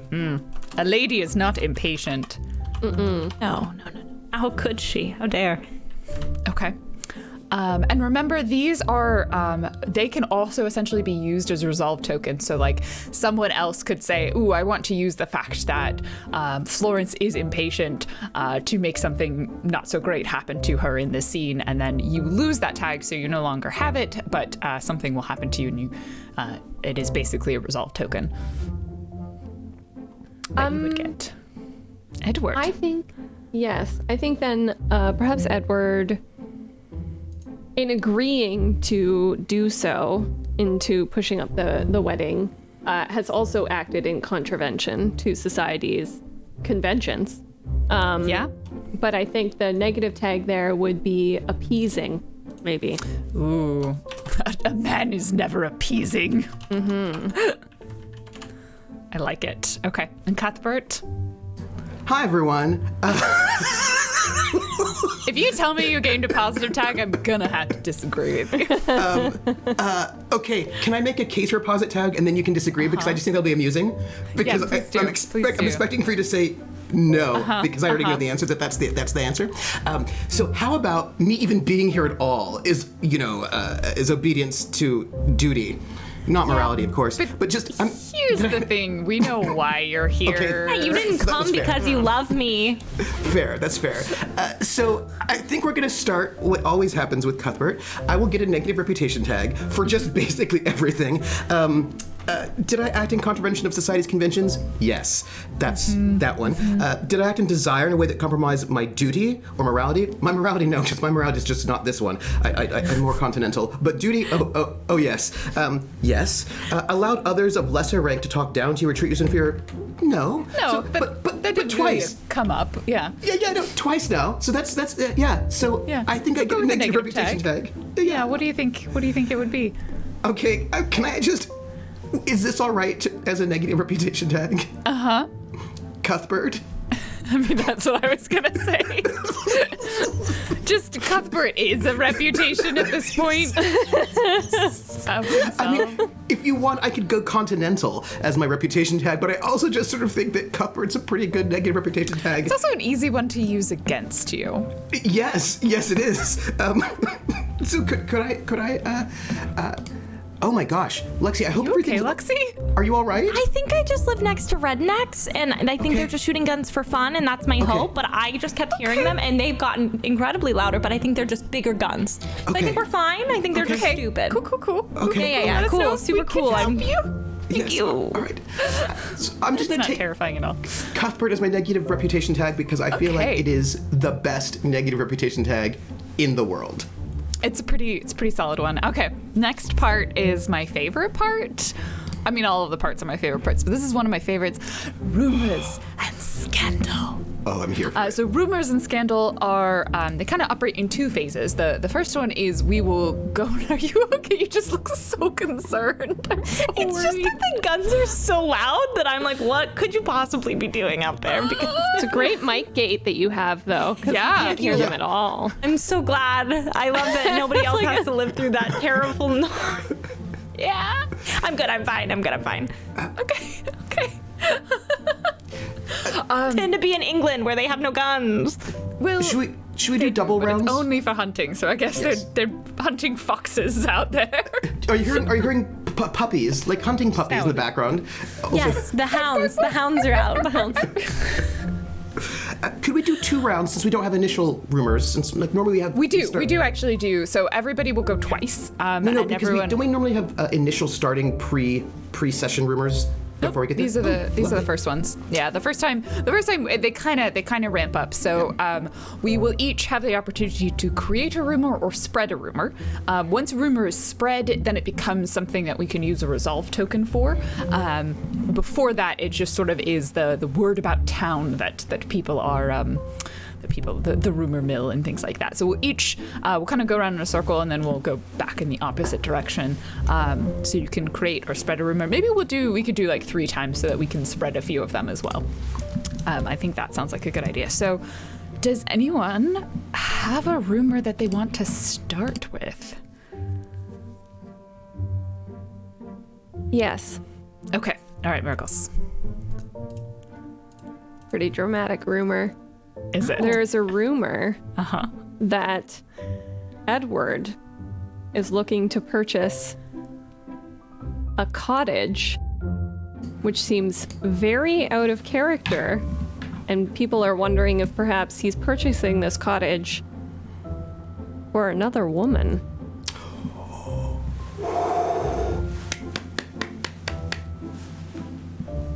Oh, that's excellent. That is so juicy. I can't even handle I it. don't think Jack can hear Phoebe, but we can. It's just so good. So it's good. actually In the giving me distance, we life. just hear Phoebe just giggling or like gasping, and it's the best thing. Okay. Ooh. All right. Who else has a rumor? I mean, I've got one. I've got the classic one that I feel like we have to have, which is that Lady Victoria Ashby is deathly ill. I have heard that too. Yeah, She is upon her deathbed. I want to spread that one, but do I have to wait? I have to wait till next round. No, you can spread now. You can All spread right, now. I'm spreading the rumor that our mother is deathly ill. Again. Again, She's a sickly woman. Is it the consumption? Who knows? Who knows? Who knows? She's always so conveniently deathly ill whenever she doesn't want to do anything, or when it would be most inconvenient for her children. I just noticed that. Like every time it'd be really inconvenient for us, she's just deathly ill, and then she's not Like, all of a is it sudden. time to parent? Oh God. I feel like Cuthbert shows up. Like I think the follow-up scene to Florence and Edward, what's happening is like the two of you are talking, and then just like the door slams open. It's your mother, and she's like, "I'm dying again. Your brother's here, and I'm dying again." And then she just leaves. I would like to spread the rumor that is all about the town. I don't know if you've heard. Cuthbert Ashby is back. He's back. No, but wait, there's more. I don't know, like there was a whole thing at the train station. I've heard that he is back for some sort to actually ruin somebody's reputation, that he's here for some sort of revenge, that he's basically out to destroy someone's reputation. But whose? That he's a man on the mission of like social destruction, and people should be looking out because who knows who will be in his sights. It's always me, so. Womp womp. That just usually happens as an accident because you're related Thank to you so him. much, Cuthbert. Thank you. It's just collateral damage. You're just collateral. He never aims to ruin your reputation. It's just that you're related to him and, it spills. Okay. I think that's everybody. So Trooper, you can start another rumor or spread one. And then I guess it'll be Luxie, then me, then Murgles.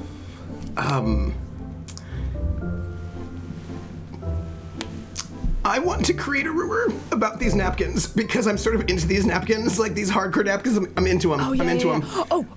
I've got one for Please do it. for the napkins. Okay, Do so it.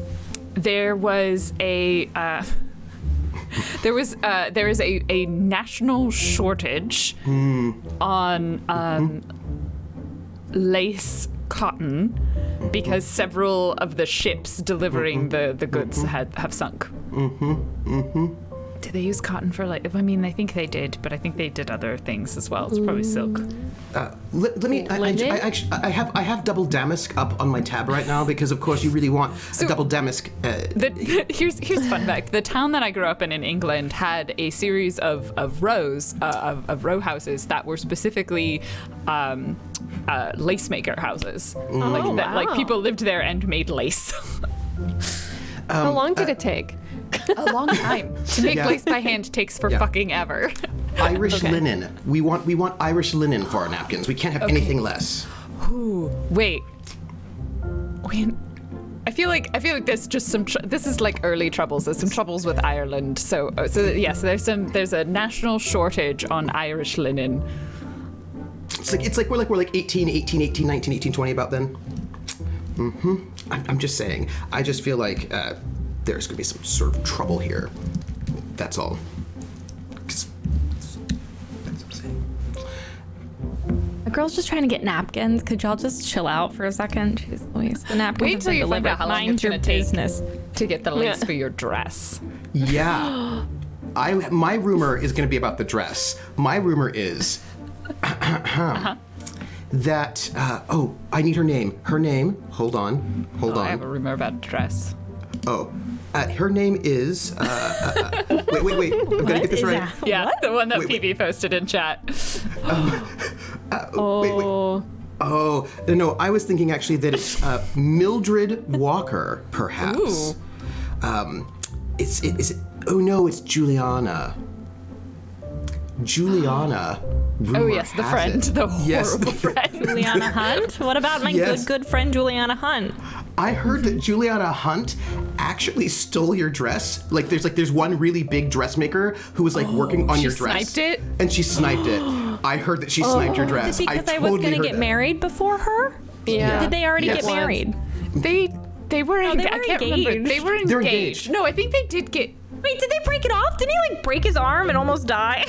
It was that happened. unclear if he actually died or didn't die, so I wonder if maybe they did break it off, whether or not he's dead, and then she's now really quick gotten married to someone else. I'm just saying that she I like sniped your that. dress. I feel like she sniped your dress, is what I feel like. I like the rumor. Okay. I don't know if it's true, but for some reason, mysterious Juliana Hunt has apparently, according to rumor, sniped your dress, which, seems... I have a beautiful rumor to start. Please do. I heard a rumor that my dear brother was publishing a novella about our town. And it is not appropriate. Let's just say it's as close to erotica as we're getting in the Regency era.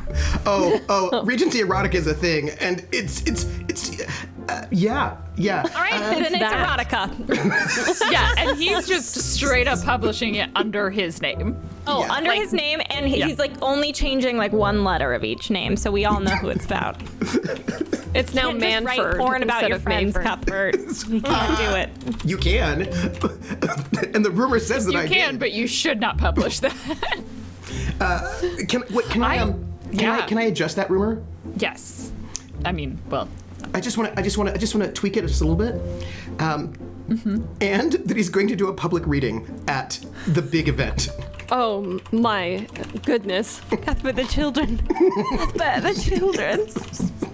The adults. The English. Wailing like a That's ghost. why he wants to be the lead. Yes. So rumor has it that if he gets the lead, he's going to go and change the Dr. Grouch monologue I'm at the just end. gonna go ahead and spread this rumor real fast. real fast. Oh my god. All right, we have 6 rumors. Which I have think one is- more. Oh, Let's do it. And then we can also, maybe if other folks have one they want to spread, that'd be read too, so that we can get a couple okay. of them going. I have one more rumor. Yes. My rumor is that my business partner, my new business partner, Roger, is in love with Florence. Ooh. I've heard that too. I've heard that. I've also heard a lot of things about your business partner, but that's neither here nor there. Oh. I mean, Hey, maybe he also has a little love with Gregory, because who isn't? Because Gregory is very attractive. I'm in Gregory's love with a Gregory. walk-in fireplace. He's a brick house. Yeah. I thought you said he was a walk-in fireplace, and I was like, yeah, a walk-in. That too. Yeah, like a walk-in closet, but it's a crematorium. To spread any of other rumors. I've spread one, Lexi's spread one, Trooper and/or Murgle, so either of you want to go ahead and spread one. We'll just sprinkle it Yes. around. I would like to. I mean, we can't double spread it, right? No, we cannot. Spread one. I'm gonna spread the Edward. I want to spread Edward because that's very juicy. Okay. In love with Florence, or No, the looking cottage to for the purchase other cottage? woman. Yes. I want some And Edward I scandal. would like to spread the Roger is in love with Florence. Beautiful. All right. So I think what we'll do now, because it's the halfway point. I am correct about that. Because we're doing 3 hours. I think now is a good time. We'll take our break, and then we'll come back for the epistolatory, which I think I pronounce wrong every time, which is our letter writing phase. So that's where you'll have a chance to send or receive 1 or 2 letters. I have definitely several letters that some of you might be receiving that are just gonna. You can, and so a few things. You can send a letter. You can also spend I'll remind you at the beginning of this, but you can also receive letters, and it's gonna be great. So we're gonna take a quick break. We'll be back in a few minutes. So this is a great chance for you to go stretch, get some water, or in my case, a caffeinated beverage, and we will see you for the second half of A State of Affairs. Holiday in Mayford. I'm never 100% sure if we're up. But I'm like, are we? I'm gonna say we are, because my Twitch delay. So hi everybody, hello. Welcome in. Thank you so much for sticking around. I hope you had a refreshing break. You stretched, did all of those things. You are joining us for the second half of our first episode of our Christmas special. Of A State of Affairs. We are using the Good Society RPG system. If you haven't checked it out, I thoroughly recommend it. It's a lovely system. It's designed to sort of emulate the Jane Austen novels, that kind of drama and scandal among the upper classes of Regency England, and live your best Mr. Darcy dreams. And that's what we're doing today. So we've reintroduced ourselves to our wonderful characters here. So far we have Cuthbert, we have Florence, and we have Edward, and we will be joined next week by Bonsai's character. We'll also be returning. I actually have to chat with her to figure out exactly who she's coming back as. I don't know what she'll decide. I gave them the option, if any of you had wanted to play a new character, totally optional.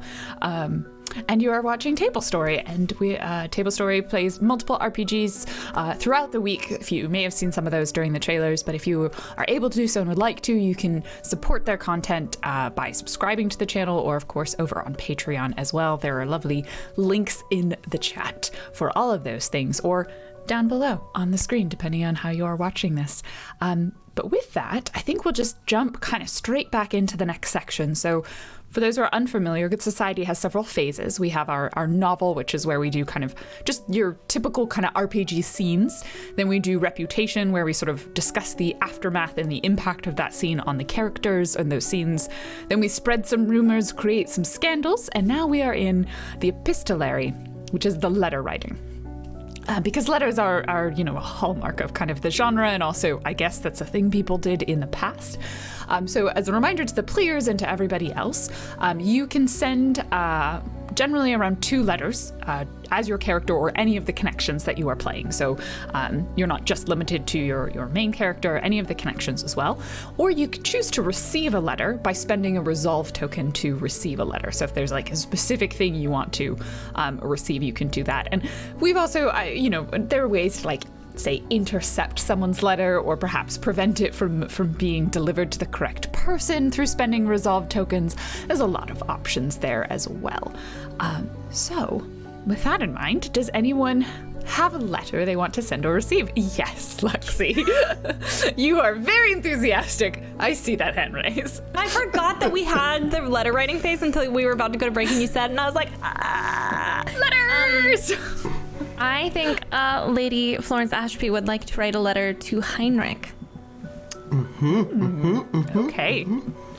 Please dictate your letter. I'm so sorry, but PB kills me. No, please don't mute yourself. It's my life. She's just going In the background. Okay. So good. So good. So we'll just start off. Dearest Heinrich, it has been. Is Heinrich still in our area, would you say? Like he's stayed here, or? I think he's had to Heinrich go is with away. Charlotte in Prussia, Yes. I believe. Okay.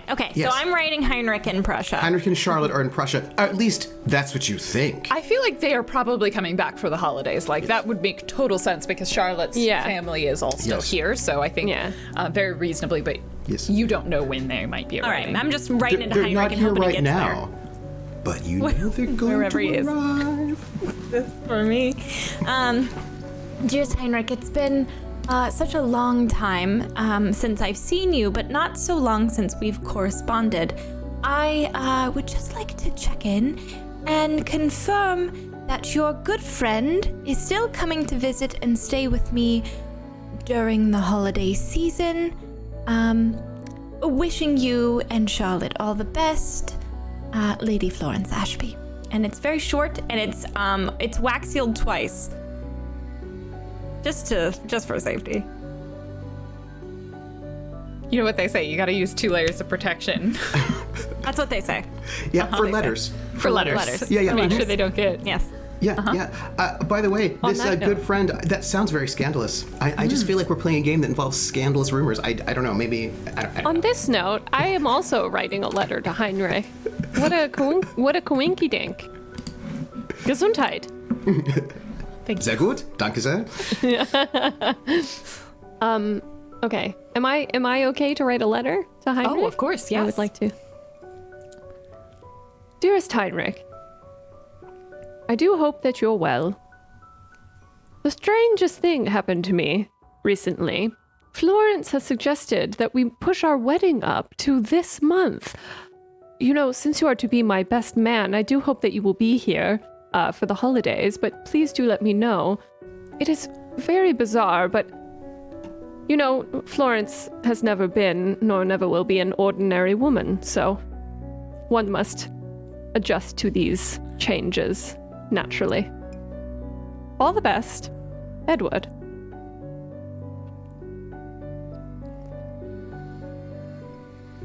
That's so scandalous. I love it. I'm just gonna say it. Might I write a letter, if you don't mind?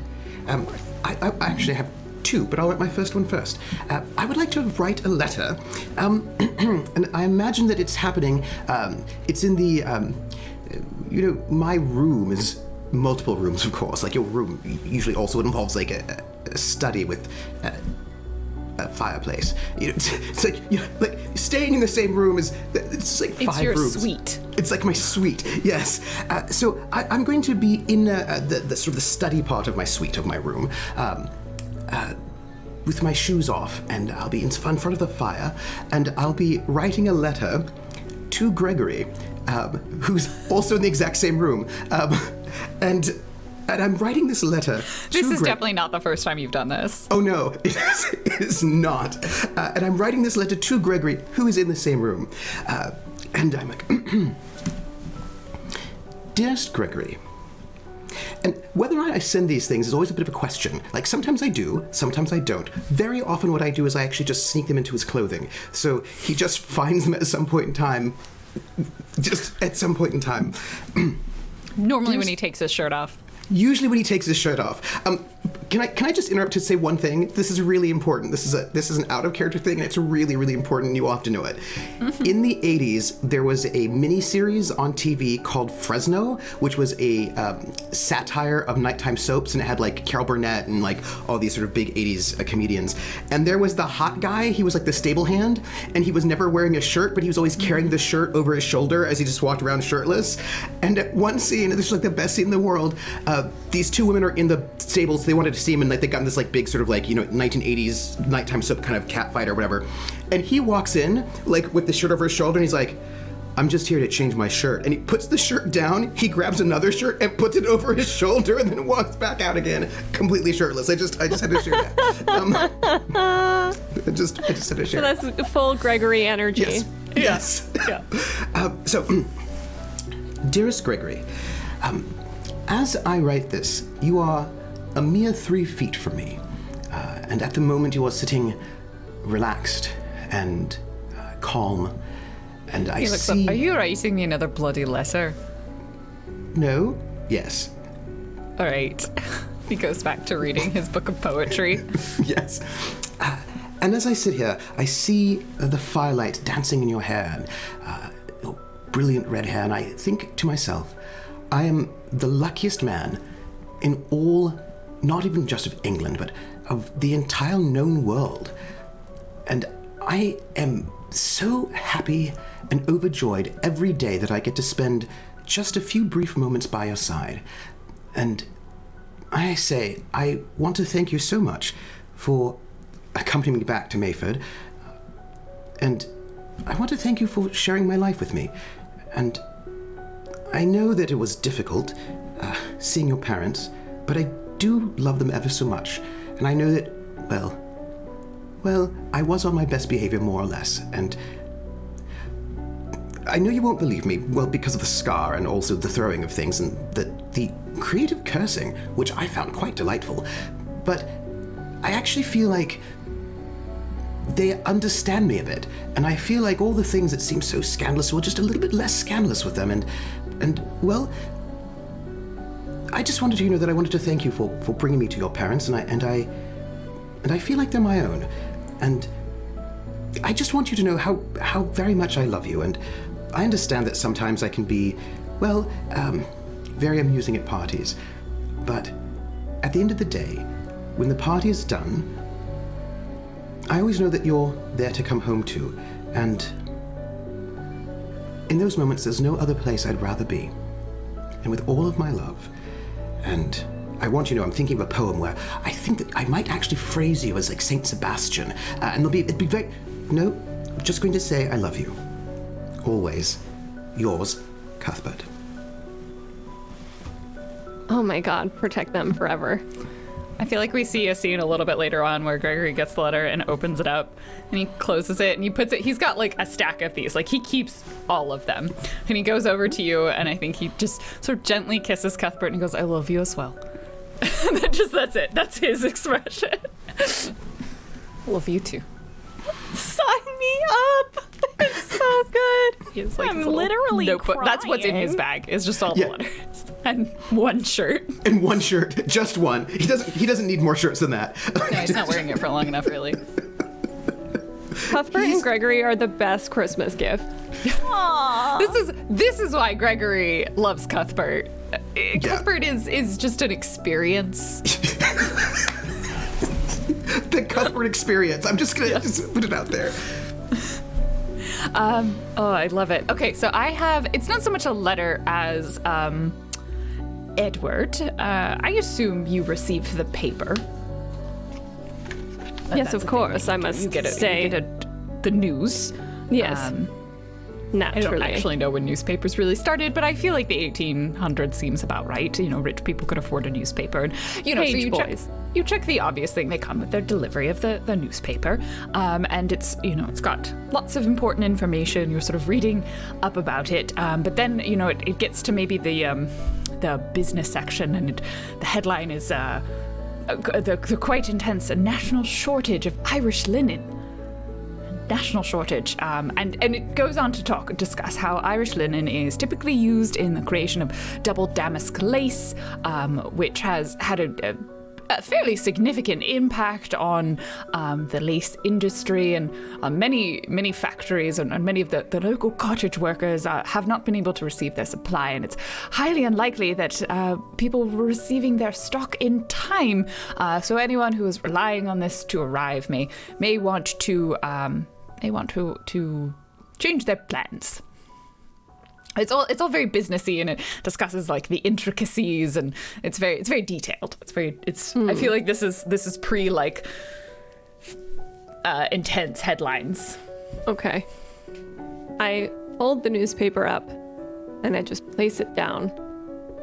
Just take a sip of my morning tea.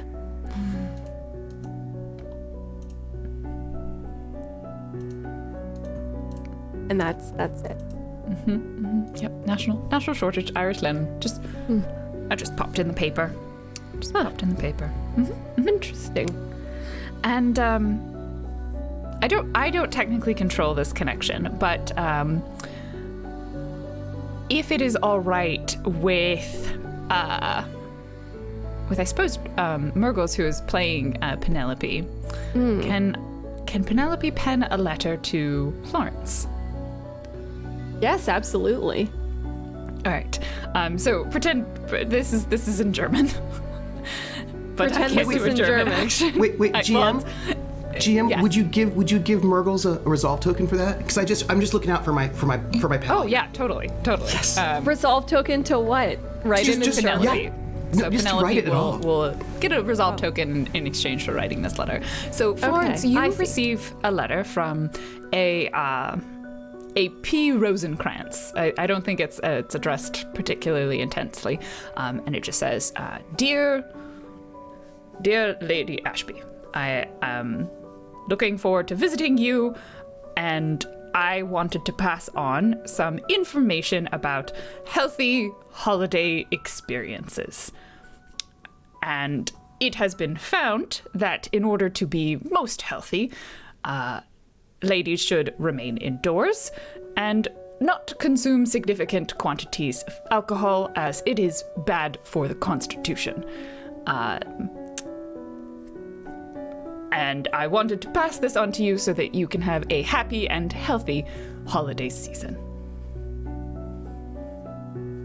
Sincerely, P. Rosenkrantz." She burns that letter after she's done reading it.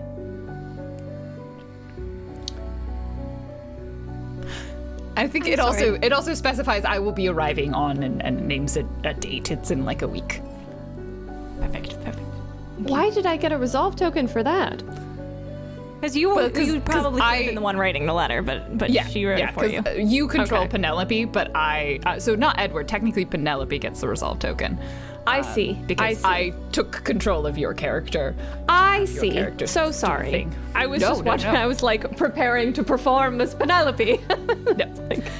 Thank you. So that is what. So now you know that is what Penelope has sent to Florence. Those are the two things that I had. Did anyone else? I think Trooper, you said you had. I do have a letter. Okay. This is a letter that Cuthbert writes, and he actually goes into the village to send. He doesn't leave it for servants to pick up and send somewhere. You know, because normally you write letters and you just place them in a place in the house and then they just go somehow. But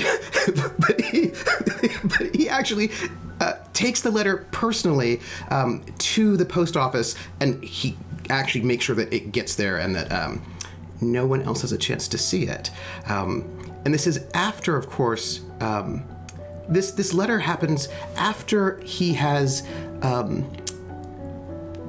low-key searched the house a little bit. Like, he's just, like, there was like a moment, like, there's some moment when, you know, when Florence and Edward are, I don't know, in the study perhaps, downstairs in the front, and perhaps he goes through their rooms looking for some stuff and doesn't, you know, there's like, he does some like super low-key, like, I haven't been in my house for a while, let me search through all the drawers for something, and does not find what he's looking for. But, you know, he just does a low-key Nancy Drew around the house, and then he writes this letter, and he writes this letter that he delivers specifically to the postmaster, and he goes,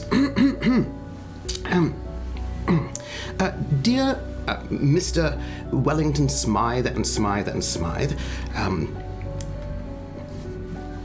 that's 4 Smythes in case you wanted to know. Dear Mr. Wellington Smythe and Smythe and Smythe, Wellington Smythe and Smythe and Smythe, just 3 Smythes. Dear Mr. Wellington Smythe and Smythe and Smythe, it is your client, Lord Cuthbert Ashby. I did receive your last letter, even though I was abroad. I received it at the last port of call. Thank you very much for writing to me. I assure you that I will get you the final manuscript of my novel shortly. It has just been the manuscript is of course finished. It's just that I've had to do a few edits, and the manuscript will be sent to you as soon as possible. I just happen to be holidaying in Mayford, and so it is there'll be just a slight delay in sending that to you. As you know how the post in boring old small places in England can be, it is somewhat slow. Everything happens with horses. Cross that out. No, right back in. Yes. But I can also assure you that while I'm here in Mayford, I will be gathering extra material for an added 2 chapters, and that is why you've not received the final version of the manuscript yet, because I'm adding 2 new chapters that will be just as scandalous as the last 20 chapters, and you can be rest assured that everything is as it's doing well.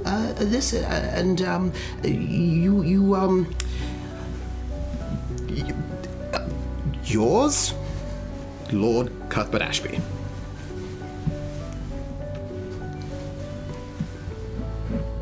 The postmaster will deliver it to the publishers, Wellington, Smythe, and Smythe, and Smythe, and Smythe. And I have decided that Smythe, Smythe, and Smythe are all spelled slightly differently, but they're all pronounced the same. Yes. Yes. Yes. And actually, maybe they're mad at Cuthbert because it's like Smythe and Smith and Smithay. Yes. Yes. Yeah, and it's, I just gotta get that manuscript in. That's all. It's fine. It's a little late. Yeah, you just need to find a manuscript. There's some people that are like pretty good at gossip and stuff like that in the town. Maybe you want to touch base with them. Yes. I have already done so. They have been a very good source of information for me in the last 6 months. I mean, I'm not always here, and sometimes when I'm not here, I get letters. Oh, man. Oh, yeah. Mildred. Yeah. Mildred, have you been sending letters to Cuthbert? Me? Do you perhaps try and arrange a little chit-chat tea date with Cuthbert now that he's in town? My dearest Cuthbert, I heard you were in town again. I do so hope you bring your splendid writings to me to look over. I have some new and exciting information for you. See you soon, Millie.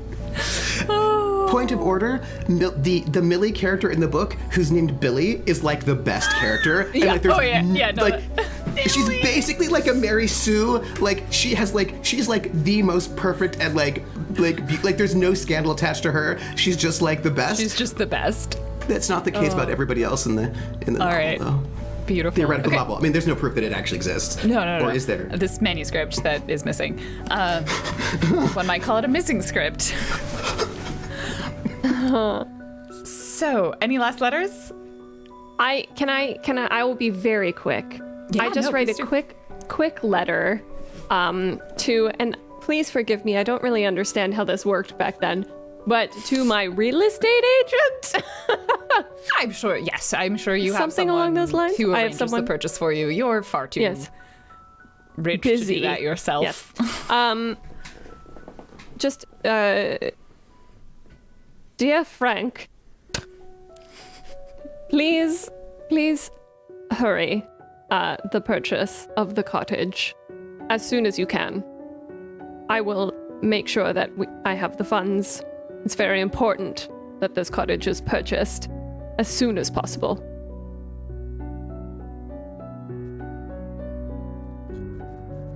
Yes. Actually, yes. Yeah. I feel like I want to spend a resolve token, maybe the one attached to the rumor that Edward is buying a house for another woman.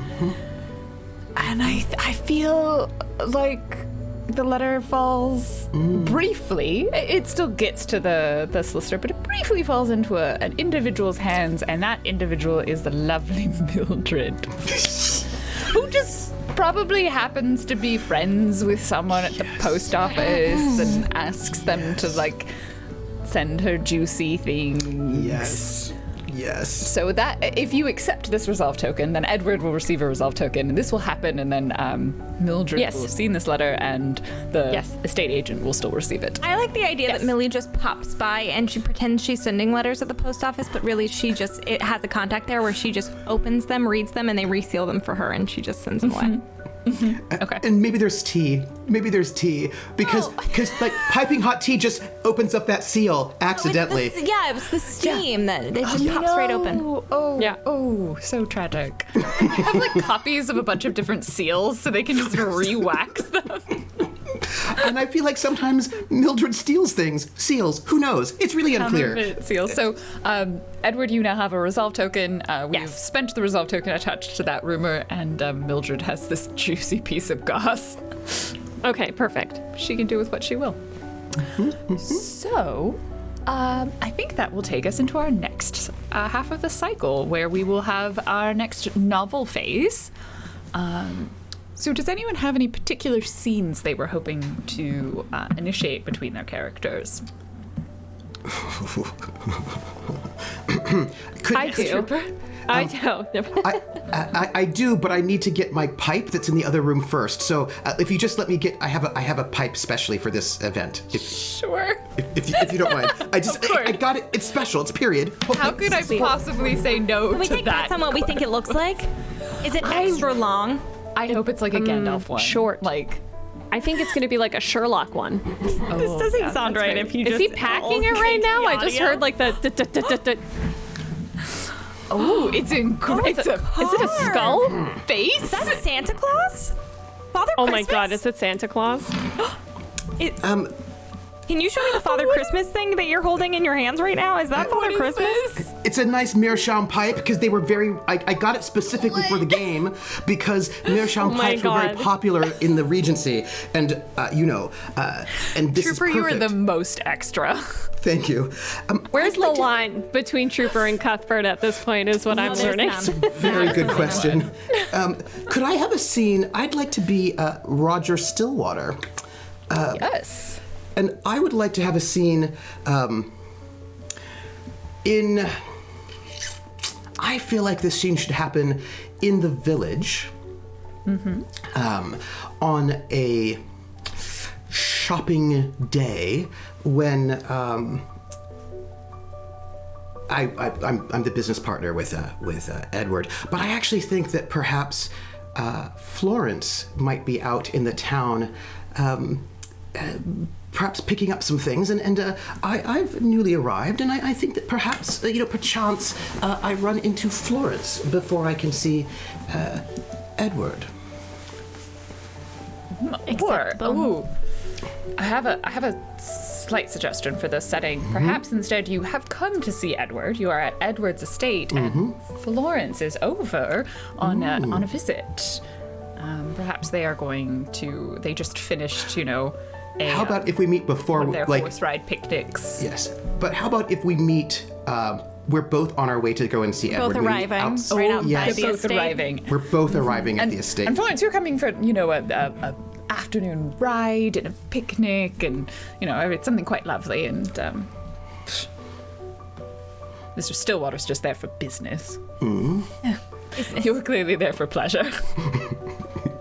Yeah, I would just like to run into. Florence on my way in to see Edward. It's a bit of a nippy afternoon around 2 p.m. as you both approach the house. Lady Ashby, it's lovely to see you. It's very nice to see you as well. Roger, how are you? What are you here for? Well, business as always. We are working very hard to increase our funds and our wealth so we can do the things we want in life. Right, of course. Because we're all lacking in wealth here. Well, wealth can buy you many things. Tell me, how is your estate being run? I knew there was some sort of scandal in the past. I'm quite good with finances and also investments. And also I'm the seat of discretion. If you wanted me to, I'd be happy to peruse your books.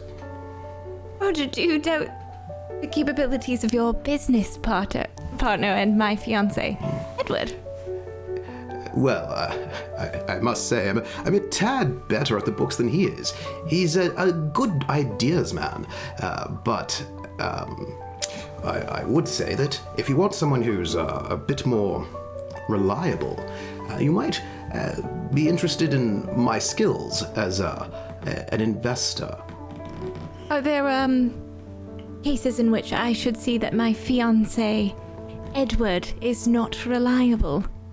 Oh, I would never say such a thing because I have never actually had any sort of scandal in my family history, and I have always been a person who has added to the well-being, reputation, and general happiness of anyone I encounter.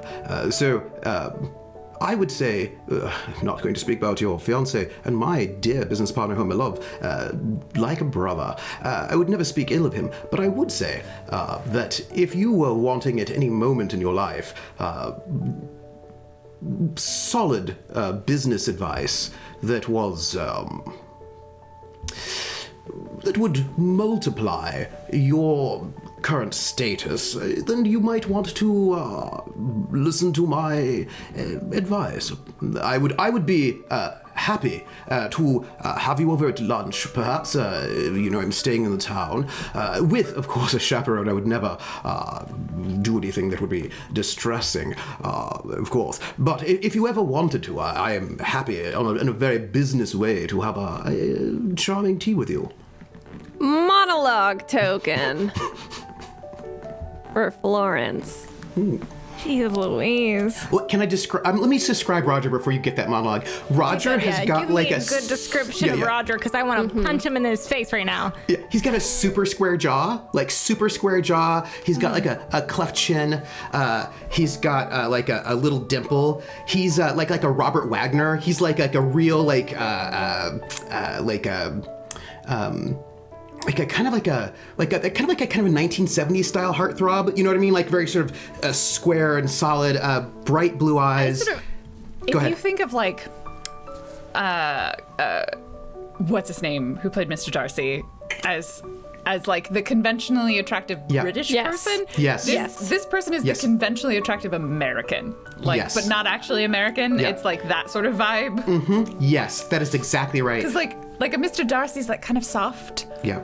He is not soft. Yeah. Sorry, this is a little bit of detail, but I imagine that he's dressed very well. Like he has quite a lot of money, but he's dressed like with a really in grays, like a nice sort of morning suit. Like there's something a little bit there's something like a little bit American about it, right? Like it's not like garish American, but that's sort of like if you think of like in this moment, if you think of America as like the place of industry, right, and the place of like a possibility in a certain kind of a way, it's a little bit aggressive. He's got that, like his suit is just like the stripe is just a little bit hard, right? But there's this, He's got that like modern, forward-thinking, but still being conservative enough to like fit within society. Like the Industrial Revolution. The Industrial Revolution was a person. Yes. Yes. He's but it's like it's the 1820s, so it's a little bit early, but he's that person, like, and he's like ready to go. He's ready to go. And put a child into labor. Oh my gosh, we need some child labor, and also maybe some railroads. You know what I mean? Like, we need all of that, and he's that guy. Oh great, yeah, I can't. I adore him. Why am I working with him again? Because he's really good at what he does, and he's got a lot of connections. Yeah. Yeah. I think that in this moment you see, like, if you were to look in this moment from a distance, you see Florence wringing a handkerchief in her hands. She was holding it gently at first. It's a cold day. She was perhaps wiping her nose daintily before she arrived to see her fiance. And instead she's now just like angrily wringing this handkerchief in her hands and thinking, what have I done in my life to get myself here, consistently here? If it's not one, it's the other, and engaged now, and yet still. And why does my fiance work with this man in particular? And should I accept his invitation to make his life just a little bit harder and invite him over for tea, but make it go just awry enough that he really regrets putting himself onto me? And I think with that moment, Florence decides that yes, she will accept his invitation for tea, and have him come over.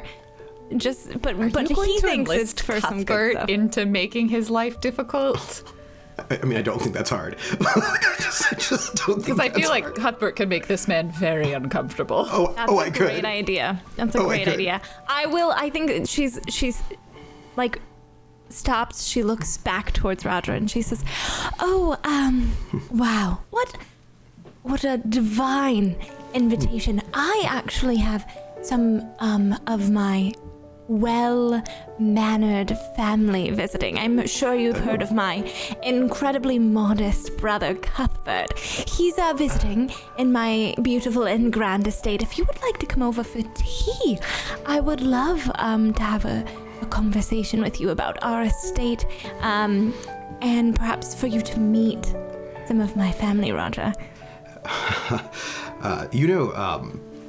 Lady Ashby, family is very important to me. I am a person who has got very good family prospects and who is very. I of course would never deny this invitation. It is something very. It is my honor. Are you sure you wouldn't like to have? Of course, I would love to have tea at your estate. Your estate is a marvel in this area. It is one of the best in this entire county. I'm very pleased, and I say I will bring something appropriate as a house gift. I'm surprised that your brother is home. I'd heard that he was in many places. Oh, traveling? Yes, he was traveling. How strange that you've heard such a thing about my family. Have you been listening for information about our estate? Dearest Lady Ashby, I wouldn't say that I was listening for information for your estate. I would say that I am a man who is well connected.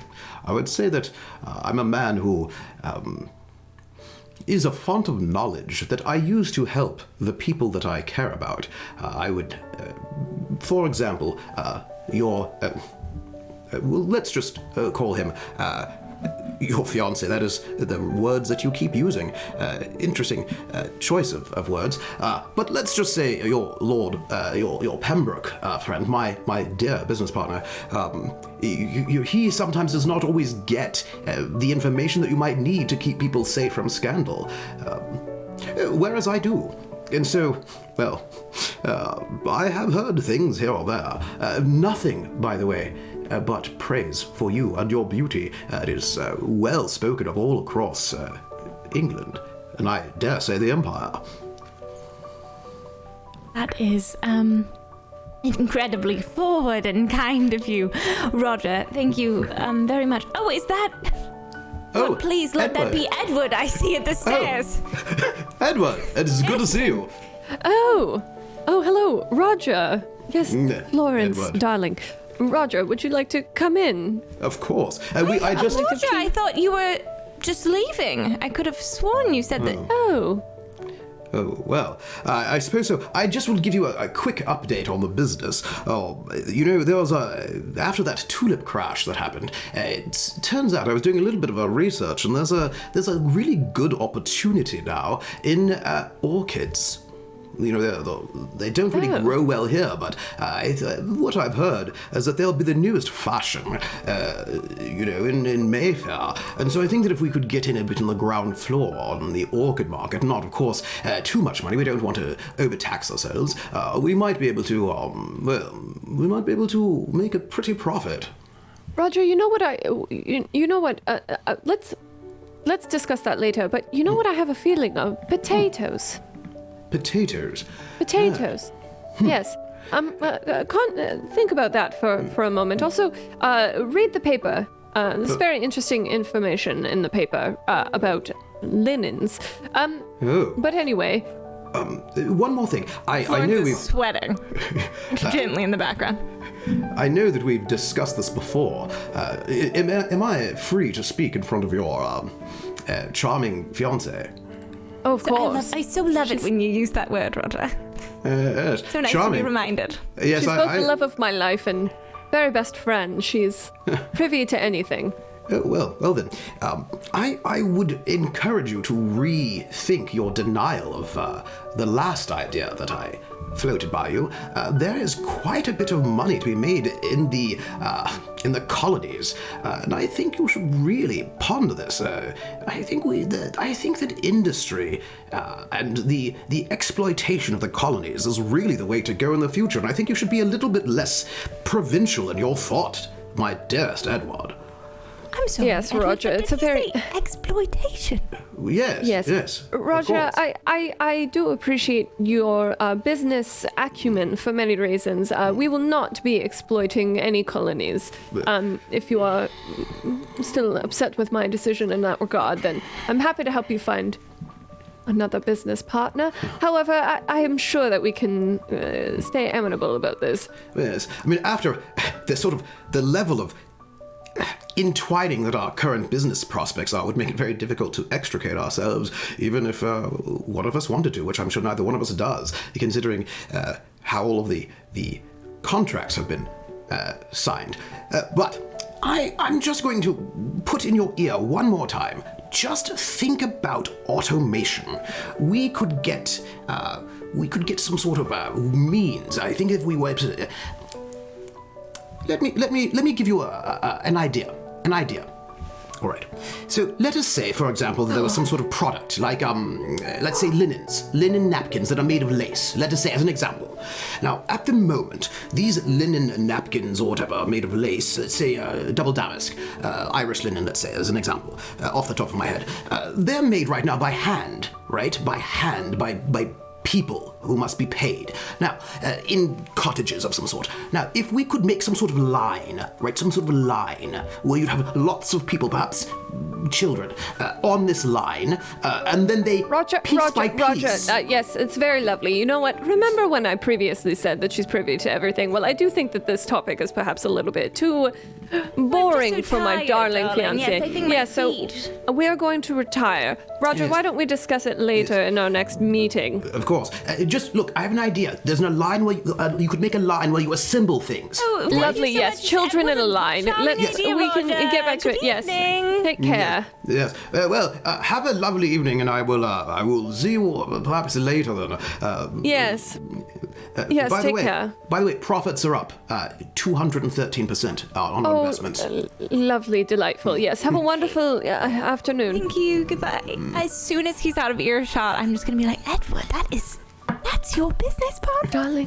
Darling, I've never seen him like that before. I mean, he floats these ideas. He was very aggressive. Yes, I wonder if perhaps he doesn't have a little crush on you, trying to impress you somehow. How ridiculous when he's engaged. We are engaged, and he knows all about it. Yes, of course. Strange.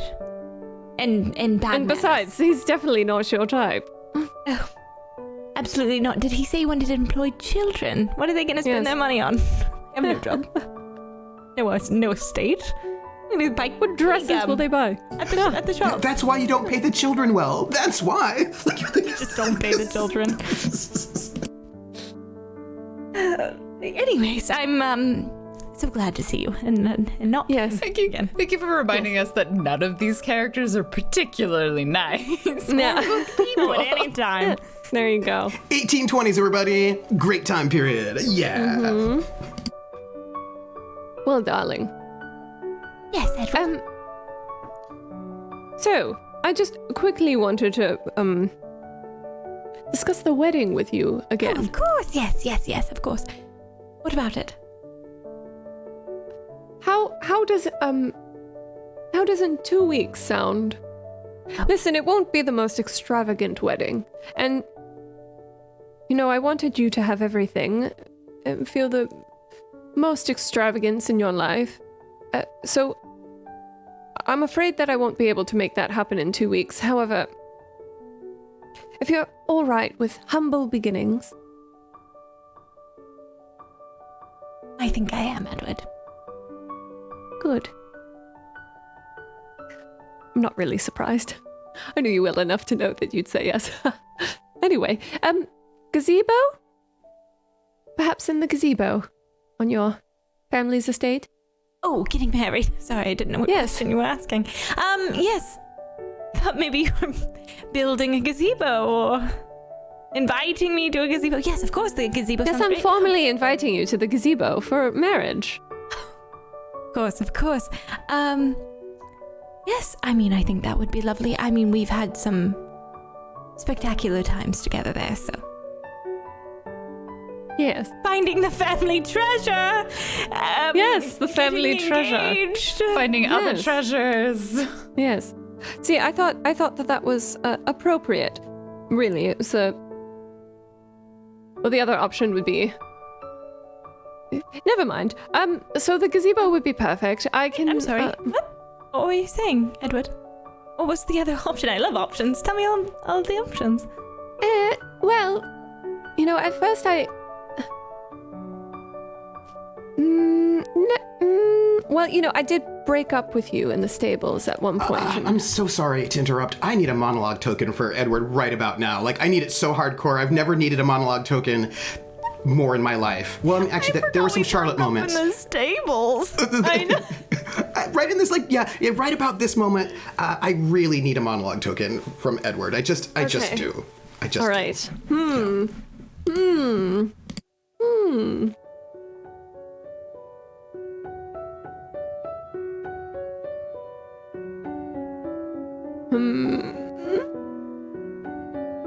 I love this monologue. Particularly the is my favorite part. It's very accurate, I think, for his internal monologue. Well, I brought up the stables because we've had so many good times there, but I forgot that I did indeed break up with her in the stables as well. I shouldn't have said that. Shouldn't have said there are any other options. God, I know that she wanted it to be perfect, and I wanted it to be perfect for her. I don't really need it to be perfect. I'm already happy. But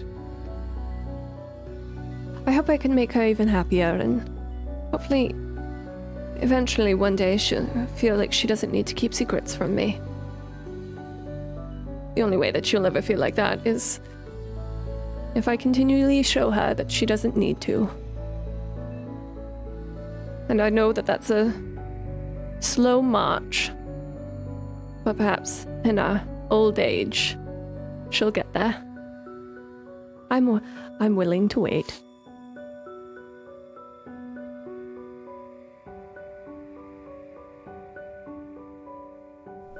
Edward, you are too precious for this world. What even? I feel like Roger's going to eat you for breakfast at some point in time. It's just. Yeah. But He can try. He can try. Yeah. Yes. So I'll have it arranged. 2 weeks from now, we can send the invites. Are you all right if it's a smaller wedding? It won't be particularly appropriate in terms of popular reputation, but Okay, well, when it comes to popular reputation, Edward, I think that, as far as my entire family is concerned, perhaps perhaps, maybe it's not as important as we used to think it was. Good. Good. Good. Do you have a Less dress? people means less, trouble for Cuthbert to cause at a wedding, so... That's true, and much less conversation for me to have to maintain. Exactly. And then afterwards, because it's smaller, if they're all having like a dance or perhaps a drink, we could just sneak away and we don't have to talk to anyone at all. Perfection. I love this idea. Do you have a dress? I'll have to rush to have my suit. I ordered a dress. There is the strangest thing. The dressmaker either lost my dress or it was stolen. Who would steal a wedding dress? See, that's what I thought, so I think that's rather strange. Perhaps the dressmaker Aren't they just... specifically tailored? Yes, to my To exact you? measurements, and I just had a recent update with them a few days ago, so I think it's the strangest thing. Perhaps Really? perhaps An they were update? just... Didn't you just do that just a few months ago? You haven't changed a bit. Oh, As I it's can always tell. good to check. It's a dress. You want it to fit correctly. You get updated measurements every few months, Edward. I mean, obviously you don't wear dresses, so you wouldn't know, but... It's very fair. And it's the Ladies' holiday business. season. I've had extra mince pies. I mean, it's not to get too personal, but... Oh, darling. I think you're overthinking it. But, okay, overthinking that, maybe, perhaps. But the fact that my dress has gone missing is a real issue. I could wear anything else. Or hand-stitch my own really quickly. That seems a lot. I could with the employ play. Cuthbert? He might have some sort of connection for a dress. Did I tell you? He told me about this dance called the waltz. I imagine that if you gave him the Waltz. permission to make your dress, he'd probably put you in nothing. Oh. Oh dear God. Do you think he'd put me in some sort of Italian number? Like, Yes, Italian. fringe Yes, and like a... skin. raised him. Above my Oh. ankles. Above your ankles, for sure. Yes, absolutely. Perhaps we don't Probably employ put you in Cuthbert. some I'm shoes, blushing too. already, Edward. Yes. Well, all right. I will start working on some plans that I must take care of, and you find a dress. Let me know if you need any help. So, of course, and darling, please don't forget my good friend Penelope will be coming to stay with us for the holiday season. Yes, it's very strange. You've never brought up Penelope before. Was this a pen pal? Well, yes, we knew each other through school, and then they moved away, and now they're visiting their family, so they're actually going to come stay with us as well. Oh. Huh. Rather lovely. But since, I haven't heard from Juliana, I think perhaps it would be nice to have Penelope in the wedding party. In the wedding party? Sure. Are you sure Juliana is... We're not inviting Juliana anymore? I just have not heard a single peep from Juliana How since rude. we last spoke. I do hope she's Never liked alright her. with everything that happened with Yes. her life. Well. Well. We can pray. Oh, that's a great idea. Perhaps we hold hands now and pray. Yes. Transition out of this awkward scene where we Yes. talking about poor Juliana. Mm-hmm. Thank you. Thank you, dear Lord. And now we can fade out on that. See? Oh, man, I really wanted to hear some more of that prayer. Did we have any other yeah. scenes we wanted to have? We've got a bit of time for a slightly shorter one. I'm just looking up on the internet scandalous 1820s Italian women's fashion. I'm just seeing if I can find a really good dress because I'm just saying. board, please. Yeah, I'm going to get a Pinterest board of that because I'm just going to note I do have like 32 trunks that I brought with me. You know There's that a there are very good presents. chance you brought a dress. Yes. An Italian wedding dress. I would like a scene Yes. with Cuthbert. Ooh. And anyone in particular? Just Cuthbert. Just on I've his own. invited Cuthbert to my estate for a meeting. Cuthbert and Edward. I was going to Yes. say just a solo scene with your... Oh, yeah, no. With me, Edward. I'm not going to be walking through the heaths. That is just not what Cuthbert does. He doesn't No, walk through the you heaths. recruited several horses to carry draw a carriage Yes. Yes. that 18 men are also carrying. Actually, I'm just being carried by 18 men on a plinth. It's fine.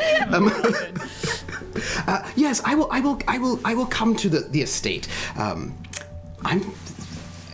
Before I actually sort of go in, I take a little bit of a walk around the estate because this is where I met Gregory. We met on the Pembroke estate way back when. So I have like a little bit of a tour of the estate before. And this is also where I murdered your father, technically. That's what the rumor says. That's what everybody believes. I mean, including Edward. Can I just say that I totally forgot until in the middle of this episode that you went to jail? I did. I went to jail. It was very difficult for me. I was there for like a whole 2 days, and like the biscuits they gave me didn't even use fresh butter. I was a guest. You were a guest. You weren't even in jail. You were just being there, held there as a guest. It was very difficult. Yes, and just to remind anyone who has not seen it, rumor has it that I murdered Edward's father, and I was in jail for that for 2 days as a guest. It was a duel, and because I was at the time the reigning lord, the reigning sort of viscount of this area, it was like just made it legal. I was just like, oh no, it was a legal duel because and I authorized it, but. Nobody's found the body. They needed to take some time to process it. Just in case. So he was just staying there. Yeah. But this is Roger's pipe. Just remember, Roger's there. Yeah. I will arrive, and I after like a little bit of a tour of the estate, I knock. I go to the door. Cuthbert, thank you so much for meeting me at this hour. Oh, it is a bit early. I was up a tad late last night, and so. Anyway. Yes. Would you follow me to my study? Of course. How are you, dearest Edward? I only saw you briefly at the estate just a few days ago. It's nice to see you again. I appreciate this invitation. I suspect I know what it's about. Interesting. I'm okay. All right. Would you like to hear my guess? Well, let's get to my study first, and. Oh, well, all right. I don't mind saying these things out in public anywhere, but please, of course. We enter my study, and I close the door and I lock it behind me.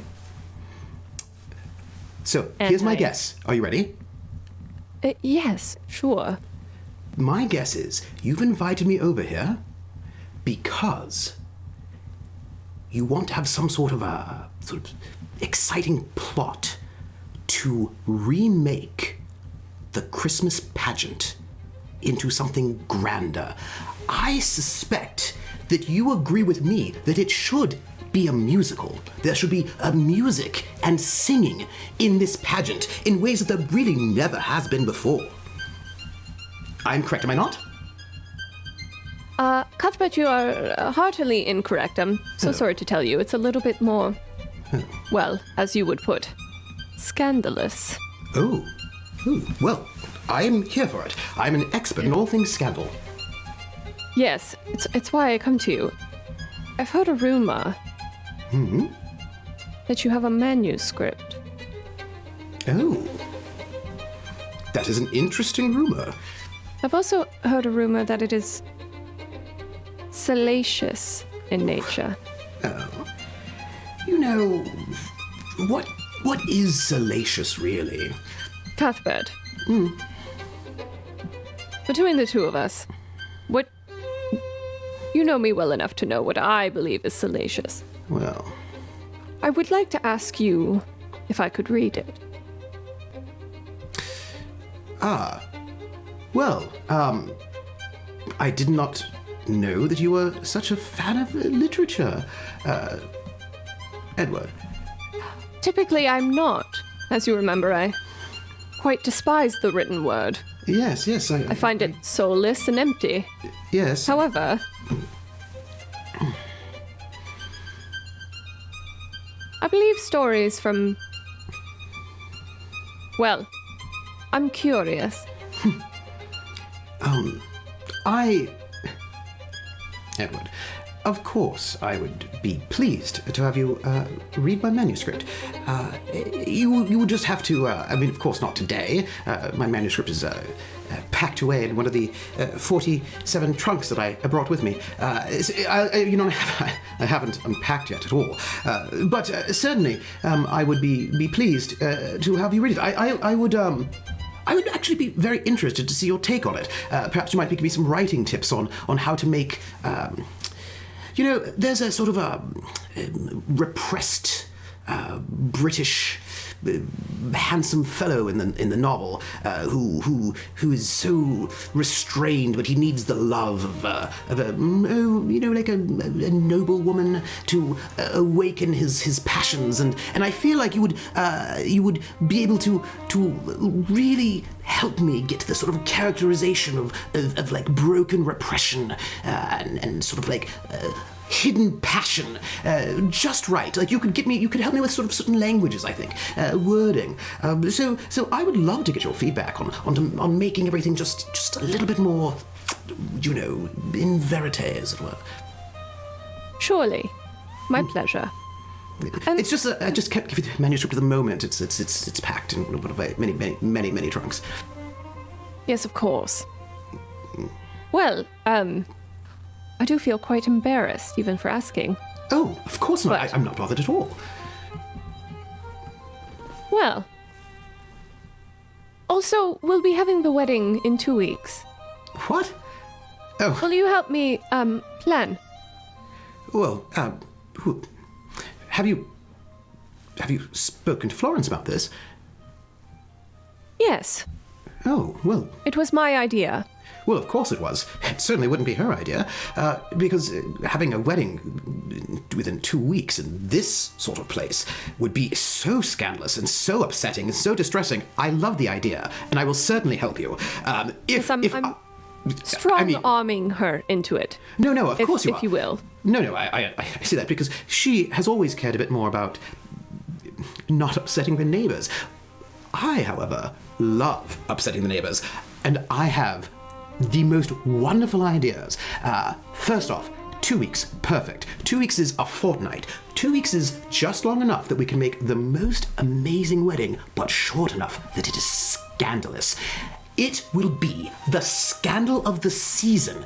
Ooh. All right, Cuthbert, I believe that we're trying to aim for something a little less scandalous, like more as acceptable as it possibly can be with the time constraints. No, that's impossible. That's impossible. There's no way you can... Impossible. Oh, it is impossible. Having a marriage in 2 weeks' time means people are going to think the most delicious things about both of you. They're going to think, for example, one of you is dying, someone is pregnant, someone's been having an affair, there's been some sort of blackmail. I'm going to tell you, there will be so much talk in the town. This place is... The people here are small-minded. They are full of imagination. Edward, my book is going to sell so many copies in this town. No one will admit to buying it, but everyone will buy it and everyone will read it. Cuthbert, I'm very glad for you. I'm overjoyed. Thank you. And this wedding is perfect. This wedding is perfect. You have no idea how scandalous and how terrible this will be, and I will make it perfect. This is why I came. I thought I came here to turn the Christmas pageant into a musical, with me as the star and children in the background. But no, I am here to produce the perfect wedding for my sister. Yes. I have so much to do. Edward, you can count on me. I will make this perfect for you. Oh, you don't mind if people think that you're dying, do you? I won't say it, but I'm sure they'll think it. I believe Luxie has one more monologue token. That has the last one that could be spent, and Cuthbert hasn't given a monologue yet. Good God, Cuthbert, give me a monologue. What you're gonna do? Luxie, do you want to know what I'm thinking right now? Please. Do you? But also, no. This is what Cuthbert is thinking. I think I'm a fan for this.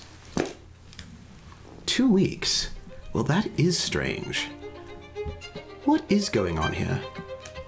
And will my sister be all right? He says he's strong, huh? not his style. No, keep it up, Cuthbert.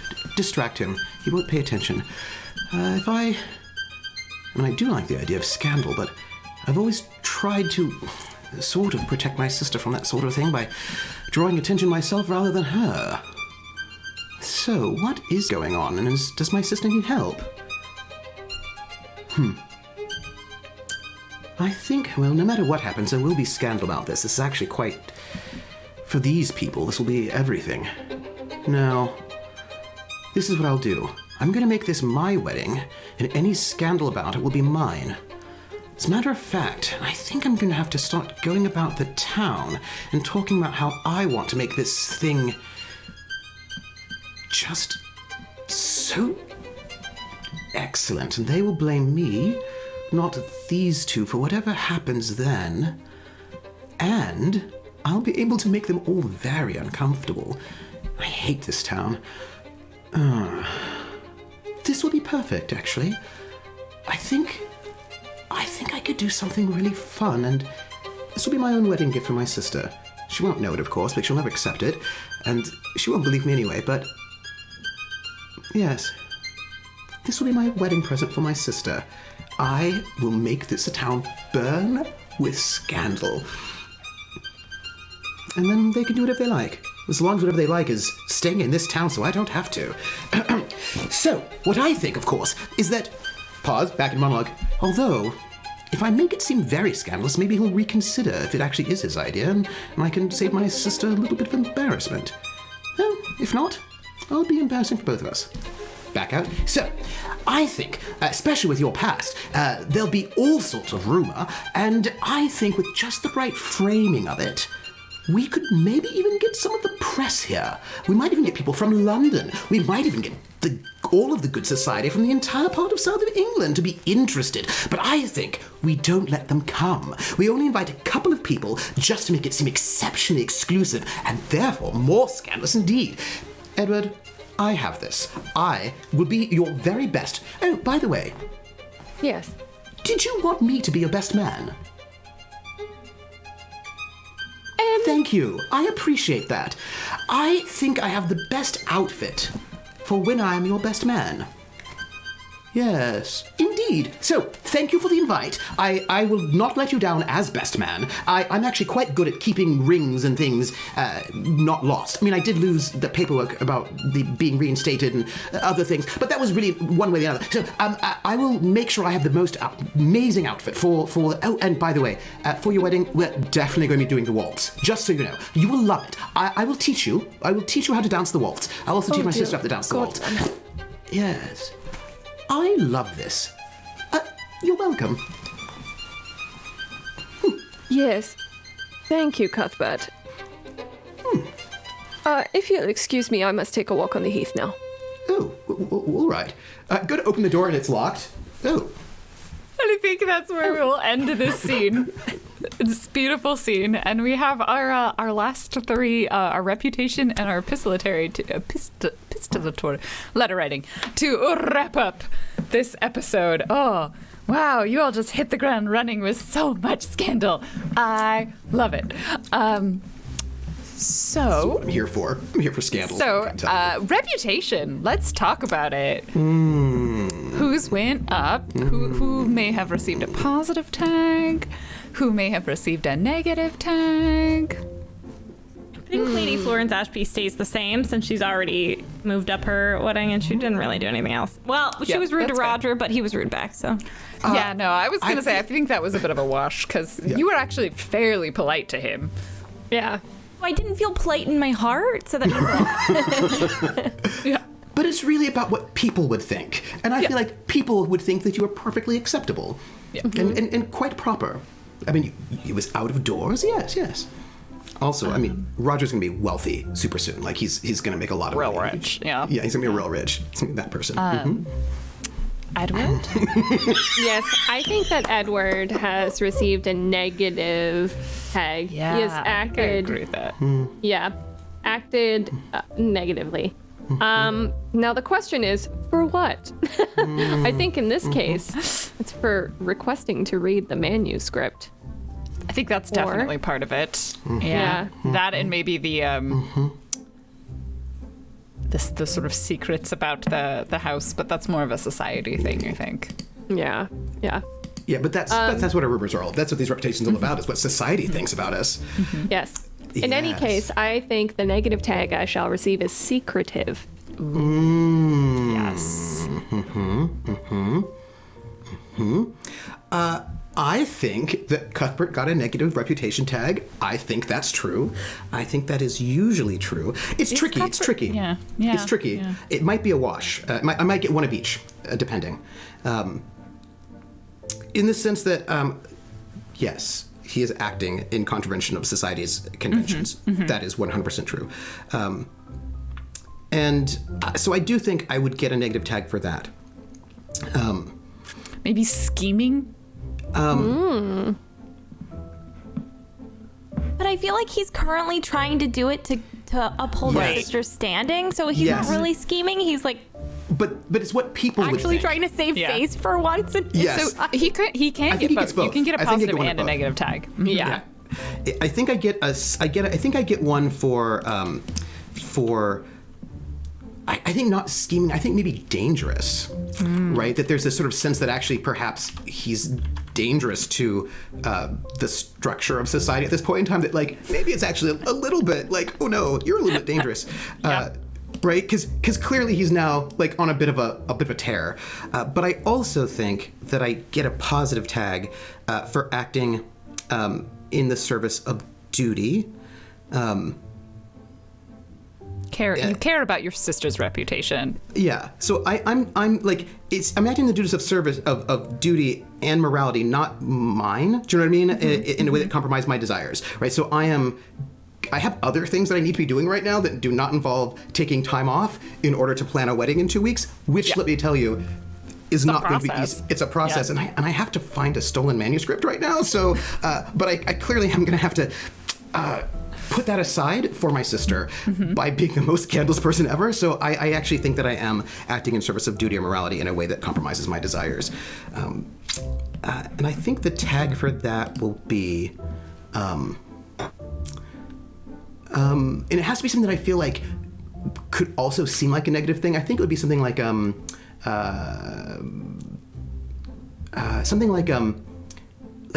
well connected, right? Like if I could like put together a wedding in like 2 weeks, that clearly means I've got like access to a lot of resources. I like it. Yeah, so some kind of like well connected or yeah, right. And also That's good. yeah. I can't believe you actually gave Cuthbert the Cuthbert tag. Oh yes. I mean, I also wrote it wrong, but Cuthbert. Cuthbert. Cuthbert, yeah.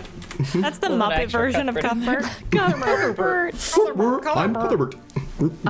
So that puts us directly into our epistolatory, our letter writing for our characters, our last batch of letters for this. May I This write episode. a letter? Yes, Marigolds.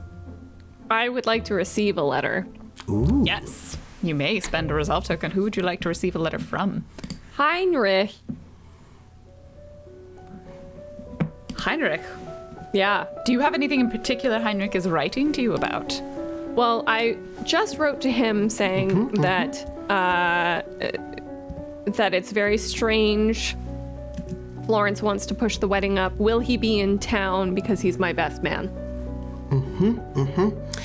Let me write the letter back.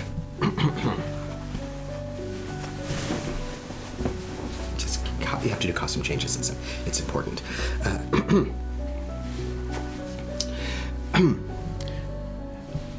Dearest Edward, I hope you are doing well. I hope this letter finds you in good health. I received your letter while I was traveling. I was not planning to be in Mayford until, sometime later for the wedding that I imagined was going to be in the spring. You were wanting a sort of beautiful spring wedding, but conveniently, or actually, as some Germans might say, conveniently, because the V and the W sometimes they get confused. Conveniently, I am actually traveling in England right now for business. With Charlotte, we are taking a bit of a tour of the areas. I would be happy, of course, to make it to the wedding shortly. It's just a brief train ride away. We will certainly be there for this wedding. I must say, I hope this is finding you well. I hope your business prospects are excellent. Well, I have to say that this rapid wedding is, I think, there's a saying in German that fast weddings are long and happy lives. So I think this is actually a very good idea, and I approve completely. I will bring something to make this wedding happy and joyous. And oh, by the way, I've been very honored to be asked to be your best man, it is a great honor to do this, and I must warn you, as not only your best man but also your best friend, that you will smile at this wedding, and you will also have a good time. And I have to say that the biggest difficulty I think that I will have is that I'm going to find you a cravat that is a bit more sunny than the ones you normally wear, and it will be a wonderful and beautiful wedding, and I know that you'll be so happy with her, because I know that she loves you more than anyone else does. Well, not me, of course, because I'm your best friend, but I know that you both will be very happy, and I can't say anything more other than there will be bright things in your future, I know it.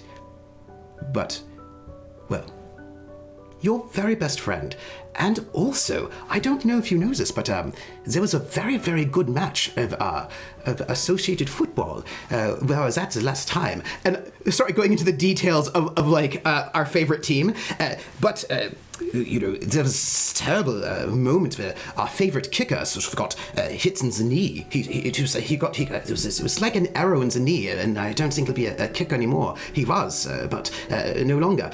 But nonetheless, and it just finishes with a little bit of our favorite team. I'm just gonna point out that football is a lower class sport. Yes, it is. Cricket would be upper class, but or rugby, actually, or which rugby. Is hilarious to me. The sport where men smash themselves into each other. That is for the upper class men. But that's our little secret, because I think our secret when Edward, who's a little bit spicier than people know, bit into right? the footy. Yeah, when they were back in Prussia, they would go and sneak out and watch a little bit of the footy, but because Edward's he was a little spicy in Prussia. Not I had to pull it together to get my reputation back, right? Yeah. So yeah.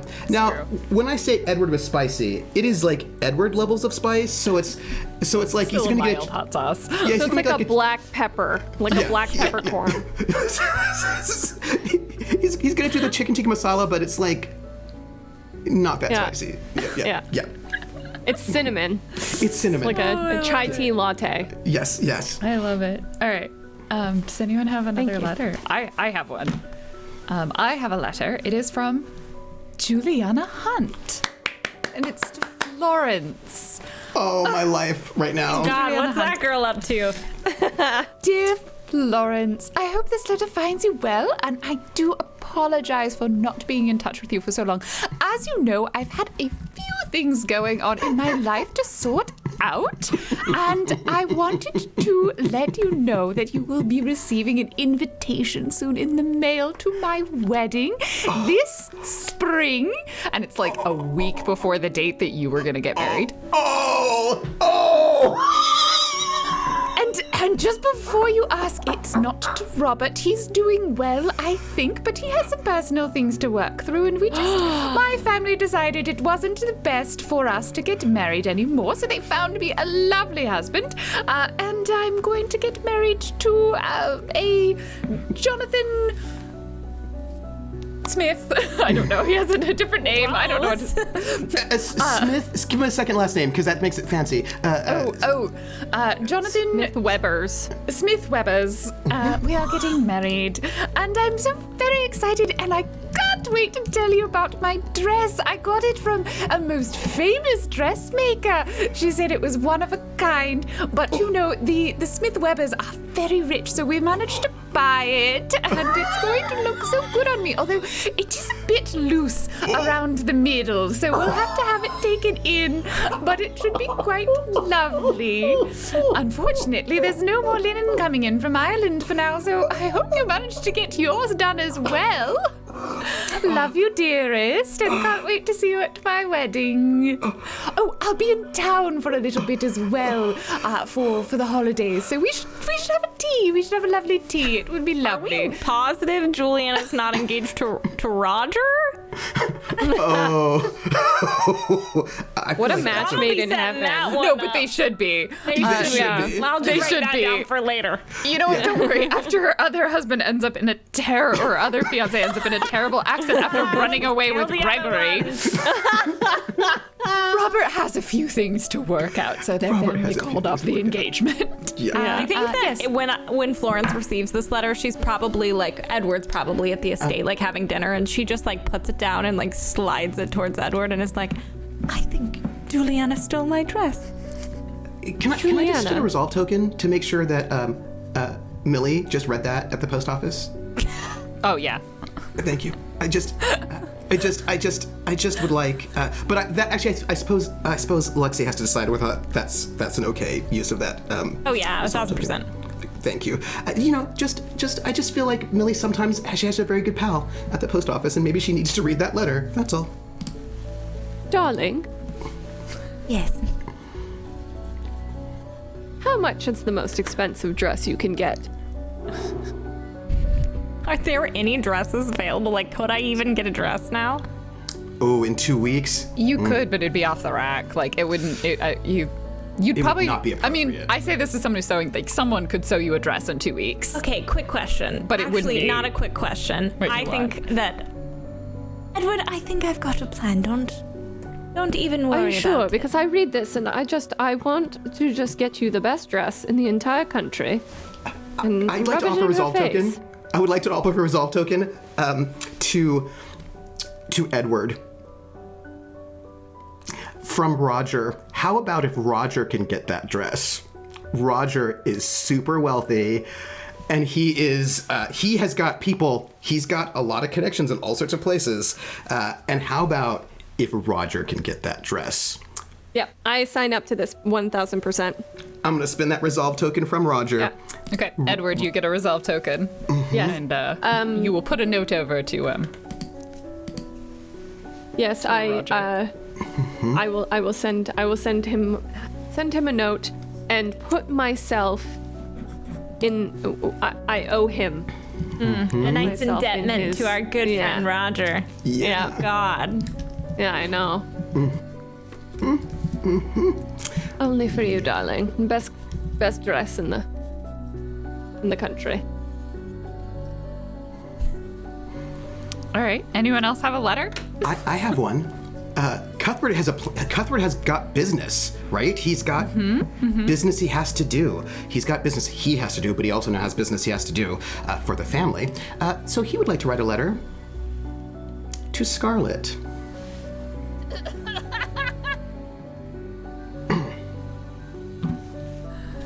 I'll be Scarlet for a moment, I guess. Yes, please. Dearest Scarlett, how are you? You can't guess who this is. You can. It's Cuthbert. You can tell me my excellent penmanship. How are you? I have a quick question, dear. So, I know that you happen to be here in England. I saw you. It was lovely me seeing you in Scotland again. That was a good time. Your performance there was excellent in Glasgow. I was very impressed. So here's the thing. My dearest, I know that you theatre folks are always up and around and about and all that sort of business. You know, I would love it if you would come to Mayford. I know it was not your most favourite. really quickly. As a matter of fact, as soon as possible. There's going to be a wedding, as it turns out, in about 2 weeks, and I think that your particular brand of, je ne sais quoi would be just what is needed for this wedding. But if you might, please don't bring that boorish husband of yours. That is too much scandal. So you, yes. All of your friends, yes. Especially the ones that were really good at drinking. I loved them. I had never met anyone who was able to drink me under the table. I had such a good time. And I'm going to say, I actually miss our conversations. You have always been such a, ever since I met you, you've been such a dear confidant. And so I just would like to see you again anyway. But I also would like I would love you to bring a bit of a small ensemble to make this wedding perfectly perfect. Just don't bring Edward's father, please. He's dead, if you remember. So he can't show up. Scandalous? Like, not scandalous. How dramatic do we want Scarlet to be? Hey, she wears red stockings, is all I'm saying. She does. So she'll write you a letter back. Does she talk like this? I don't even remember. She does. I don't think I was the one playing Scarlet. No, last that was time. Bonza, but I just want Bonza to play a little bit of Scarlet because. So the Savannah players. Well, dearest, the Savannah players, they're under new management. I don't know if you heard, but that poor dear what's his name, he just had a bit too much to drink one night and he just fell off the stage and now he's dead. So I guess I'm a widow. But don't worry, I'm probably going to get married to name some other rich person. So he is actually dead now, which I'm sure young Edward would be pleased to, he thinks scratch out.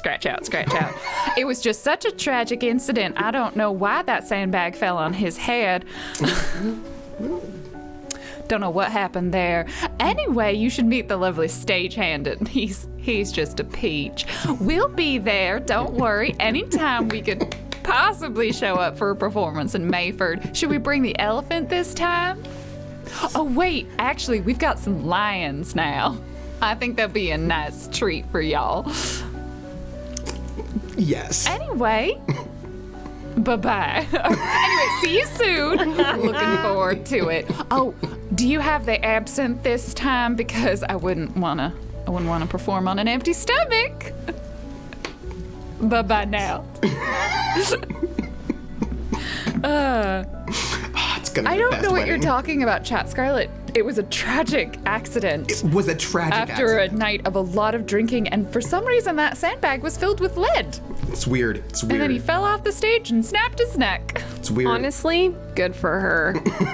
Good for her, right? For her. She's a widow and has a lot more money. She has a lot more money and she doesn't have to deal with him because Edward's dad was not my fave. I don't think she liked him either. He just had money. Yeah, he did. Yeah. Anyway, the circus is coming. To the wedding. Great. Hey, we need entertainment at this wedding, right? Yeah. Is our love not entertainment enough? No, it is not What the entertainment. heck? I thought the mushy gushy was enough for you, but now we have to die to lions immediately after we say till death do us part? Like, we weren't taking it literally.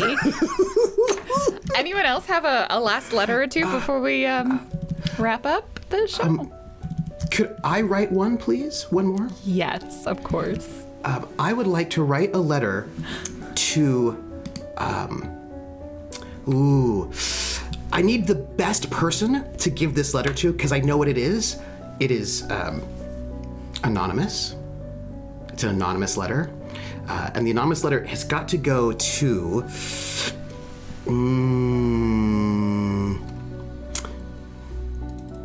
Florence. Oh, good. I love to receive letters. I'm going to send you an anonymous letter. It's not from Cuthbert, it's anonymous. I'll say it into my hat. That'll sound mysterious. Oh. Lady Florence Ashby, you do not know who I am, but I know who you are. And what's more, I know all of your secrets. If you do not want your secrets revealed to all of good society, you will pay me 5,000 guineas within the next week. Yours respectfully, a blackmailer.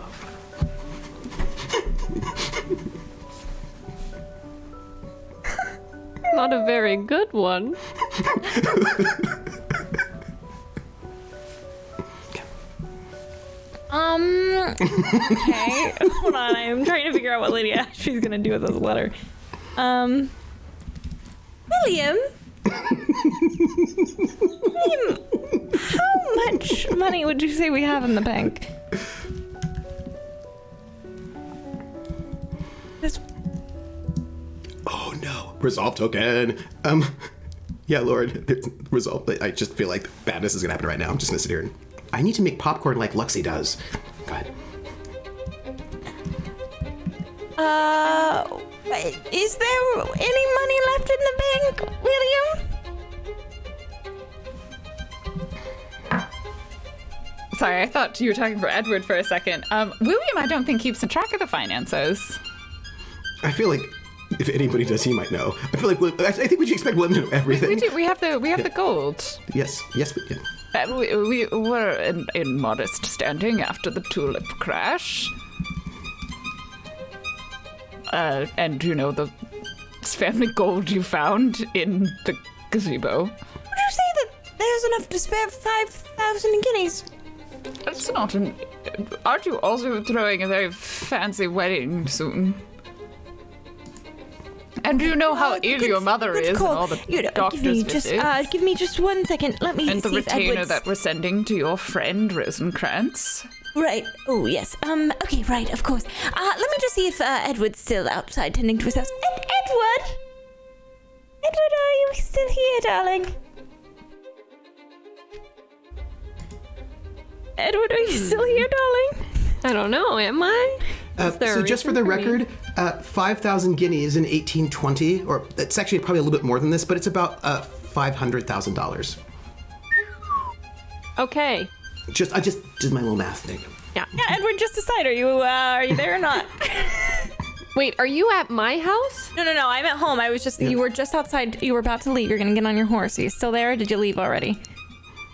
Perhaps I'm still at my horse.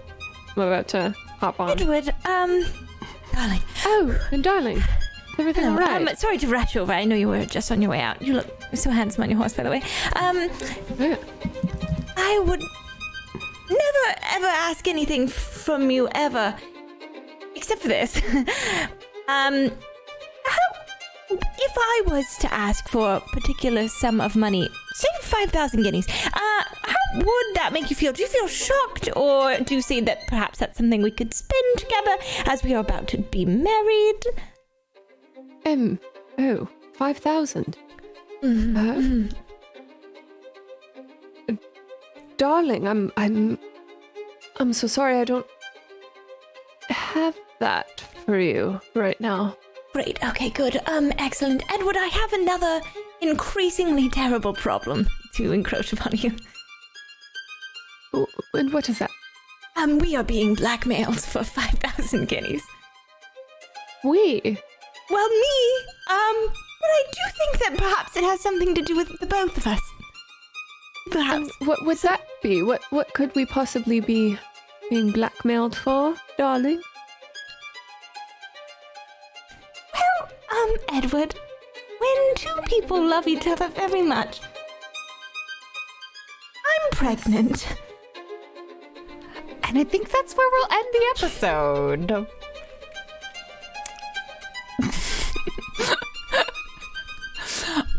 I also think that, Florence, you are not, like, technically your mother's still alive, so I think you would have had to tell her that you needed the money. Yeah. Because I don't think you could have withdrawn it from the estate. Nope. Okay. Mom's not dead yet. Yeah. Doesn't matter because we don't have it, so... That's a lot of money. It's a lot of money. We would have it, but then we would just be poor. Yeah.